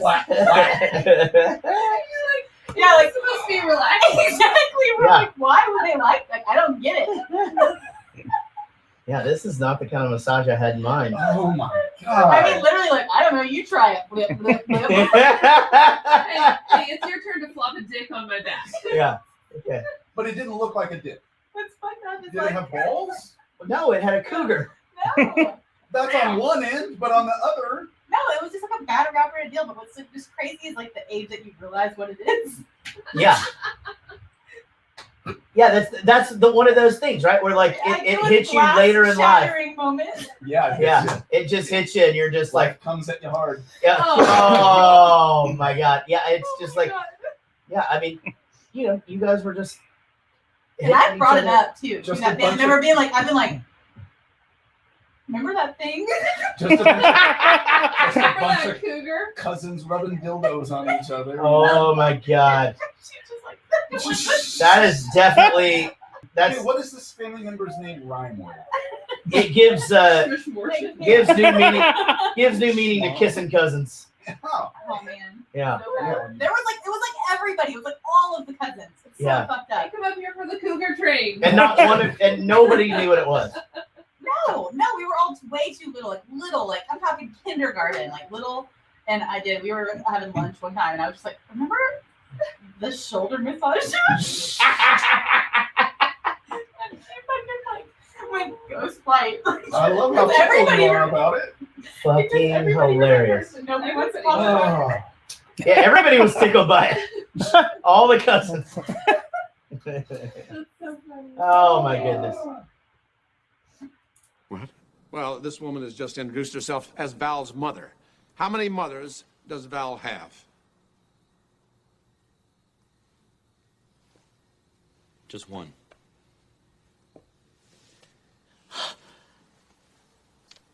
This is my mother. My father owns a nightclub downstairs. My mother is the star. What? We lied to you. Barbara and I and everybody lied for us. These are my parents. This is my wife. And this is the lady who had Val. It's nice to meet you, Catherine. Very nice, Val. You've done a good job. Thank you. We're very proud of him. I understand. Just keep saying that. I love that. He's so Yeah. So now Val grows a backbone. Sure. After all this shit. When it's convenient and the cat's out of the bag anyway. But still, you have to think. Because he didn't decide. He didn't decide to make a stand here. Yeah. No. It was blatantly obvious. 100%. And that's just it. So Well, you, now if you're I'm that, pissed off. if you're the Albert character, for 2 days, he was ashamed of you. He should have just been like, okay, here's the deal. This dad is fake. My parents are actually lesbians. Like, I bet that still would have softened the blow a little bit. Yeah, maybe These so. are my moms. Sorry, I lied. Well, the funny thing is about when the senator says, how many moms does he have? It's not a negative thing towards Albert. He's basically looking at the dad going, Like what the fuck have you done? Yeah, has a mistress. Yeah, exactly. And but yeah, just great. And then but then they're also like, also our last name is Goldman and we are Jewish. And he's still just like, what? I don't understand. Wait, what? I don't I get it. love that he just didn't understand. I feel Yeah. like that would be my father. Yeah. Wait, what? And then they're even like, this is a man. But It's it's like, an I'll interesting explain when we get home. But it's an interesting commentary too on this guy has built a career on hating this thing. Right? And he has really he's really become he has an affection towards her, and she even Albert even says, I'm the same person. That's me. I mean, But even more than that, it's not, oh, I was afraid of this, but now I realize it's not so bad. It's, you don't even know what you're fucking afraid of. Right. You don't understand what's going on at all. Yeah. It's just such a convenient talking point for you that, you know, the homos are going to ruin all of society with their, you know, loving each other's weenies. But and so that makes sense because you can package that up and you can sell that bullshit to a bunch of idiots. But you don't know. You don't know anything about this. Right. So it's that convenient ignorance. Well, and I don't think is he even got to aggravating. I don't think he even understood, because the first time he tried to leave, he was like, hope this doesn't change your vote. Oh, yeah. Yeah. You'll still vote for me, right? Yeah. Right. Yeah, still do what you do. I probably still don't agree with it. By the Not way, quite sure why. he is a senator in fucking wherever, New Jersey. Right. They can't vote for him anyway because Sure. they live in Florida. How about So, plot Yeah. hole, Oh, way to go there. idiots. Most of it doesn't make any fucking sense. Then. That's what pissed me off. You know, Voter so fraud, not It's okay. real. they're Like, saying real people, yeah. Two Barn Coffee says afraid of the unknown. And yeah, it's, you know, there's this odd human thing where we think that people or not, I don't think that this is as, you know, again, I'm not being accusatory of anybody in particular. I think that there's a certain type of person who thinks people who aren't exactly like them are bad. And Well, that's as old as time, right? of course, age as old as time, sucking on a D. I was thinking the land before time. Oh, okay. I was going Beauty and the Beast. Devastating. Fucking dinosaurs. Wait, after the 18th movie, do they die? Don't they get hit by a meteorite or I something? think it just becomes Ice Age. I don't know. It's I think does it really? All it the way. blends in. Oh. And then Lion King, and that brings us back to this movie. Yes, Circle Birdcage. Well, like, yeah. Oh, Zazu was in that. This fucking good one. That was a I actually bird. so that comment was processing in my head, and I didn't get it quick enough, so I moved on, and then you just went You were right thinking out. Rafiki, weren't you? No. I just couldn't get Zazu, and I was like, okay, Birdcage. Yeah, I knew. Oh. It's the word. I know that you're saying that the bird is the bird. Have you heard the story about a certain aviary? have you heard Phenomenon. that and he goes in the bathroom, crawls underneath the stall. I'm gonna let everybody's heard.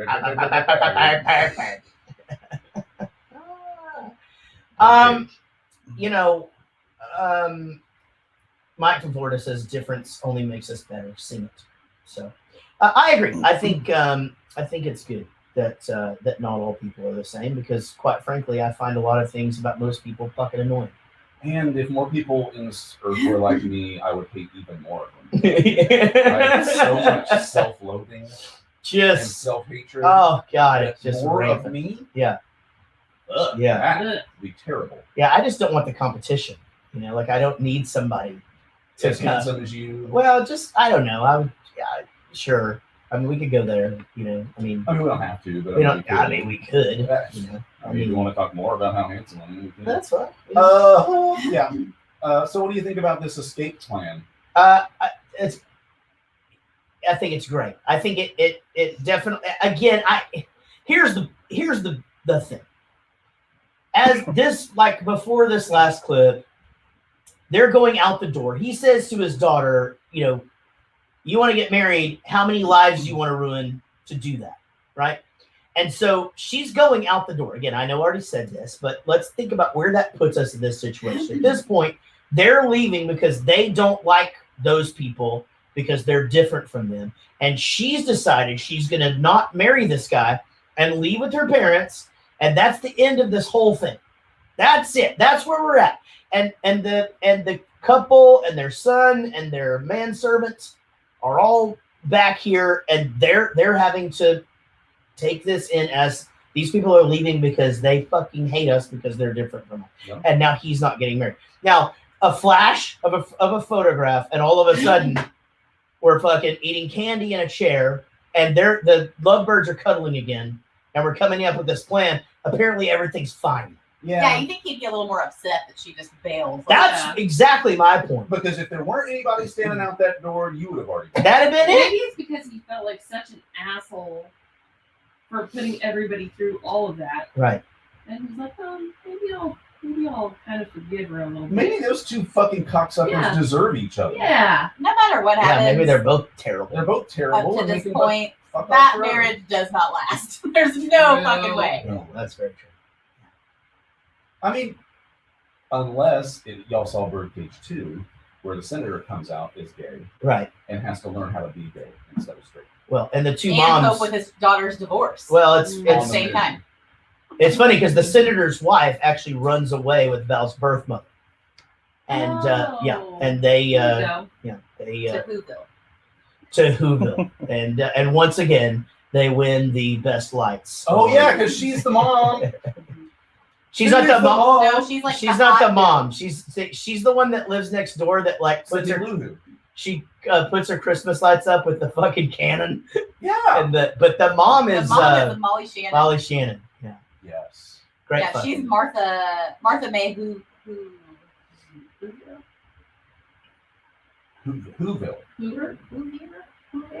Have you put it to burn? Mr. Burn?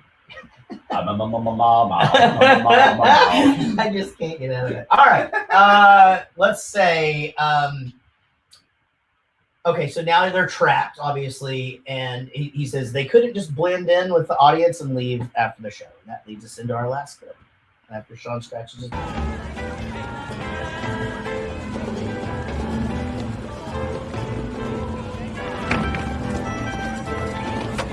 Meet me in 20 minutes at the corner of El Dorado and Palm. Lady, not for $1 million. I love that. I think that's hilarious. It's like the drivers. I mean, the disguise worked. I mean, right there, right in front of his face. Yeah. Didn't even notice. Question for you: was there any outfit worn by either Nathan Lane or Robin Williams in this film that you would wear out in the general public doing your daily work? No, I don't think so. I mean, I definitely would. The suits. Maybe the suits, but I mean, not doing my daily work. But I mean, I thought the suits were nice. The suits were nice. But I mean, I definitely wouldn't wear peach pants or like, A silk top. or a silk top. When he was doing the John Wayne walk, I noticed he was wearing like clogs. Yeah. Oh yeah, they're Man shoes. clogs. And Yeah. I was like, I wonder if I could get away with wearing They look like the crop or type shoes culottes that or whatever. they're called. surgeons wear. I used to have a pair of Doc Martens like that. They were like Doc Martens, but they didn't have heels. They were like slip-ons, but like clogs. Sounds terrible. Yeah, I didn't wear them much. Slip-on Doc Martens. Yeah, without a Doc heel. Martens. Doc Martens. Doc Martens. Doc Martens. Doc Martens. I think it's Martin Lawrence. All right, look, here's the thing. I realize I had some trouble with the Val character and all of that. All in all, thought it was a funny movie. I actually laughed quite a bit. The Nathan Lane's character, obviously amazing. I think Hank Azaria steals the whole movie. Robin Williams is great. And, obviously Gene Hackman's always amazing. And the lady that plays his wife is the same character in every movie she plays. Diane, whatever. Love her. She's great. Edward Scissorhands' mom. Yeah. And she's the mom in Parenthood, which would be a fucking great movie for us to do. Put on the list, Sean. Parenthood would be great. Edward Scissorhands reminds me, Sean, are you 40 yet? No. How close to being 40 are you? A couple years. Okay. We talked about doing an Edward 40 Hands party for whoever the next person. Casey just brought this up just the other day. What in the world? Oh How no, does me it and you. No, me and you talked about it. Right, that's what I'm That's saying. what it was. Yeah, Next person yeah. that turns 40. Well, I mean, in this room, it would be me. Yeah. Okay. Edward 40 Hands. Edward 40 Hands podcast. We'll watch Edward Scissorhands with 40s taped to our hands. man, Right. I can't wait. And we can't. Well, I can't do Stop. that because I gotta do clips. You can figure it out a way. Hire UB40 for your 40th birthday. Yeah, I'm down with that. Love red wine and That's it, right? the red wine dance remix. Sure. Is good. Yeah, and then you're right. The red wine New York Club radio Wait, version. 12-inch So do we mix. do the Edward 40 Hands but with wine instead of beer? If you Just can do drink both? 80 ounces of wine. you bet. Let's do it. How many ounces is in a bottle of wine? We're in a box.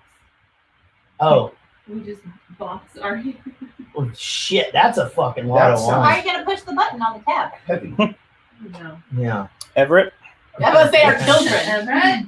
We I can feel get like we're some- overthinking. We can but get somebody in here to tech it. anyway, she said Edward Okay, so we're Scissorhands, going to hire okay. UB40 and do Edward 40 Hands for Sean's 40. 100%. So we all gotta drink Mickey's. I knew you were going to, I don't know why I knew you were Yeah. going to say that when you started the sentence. Colt 45.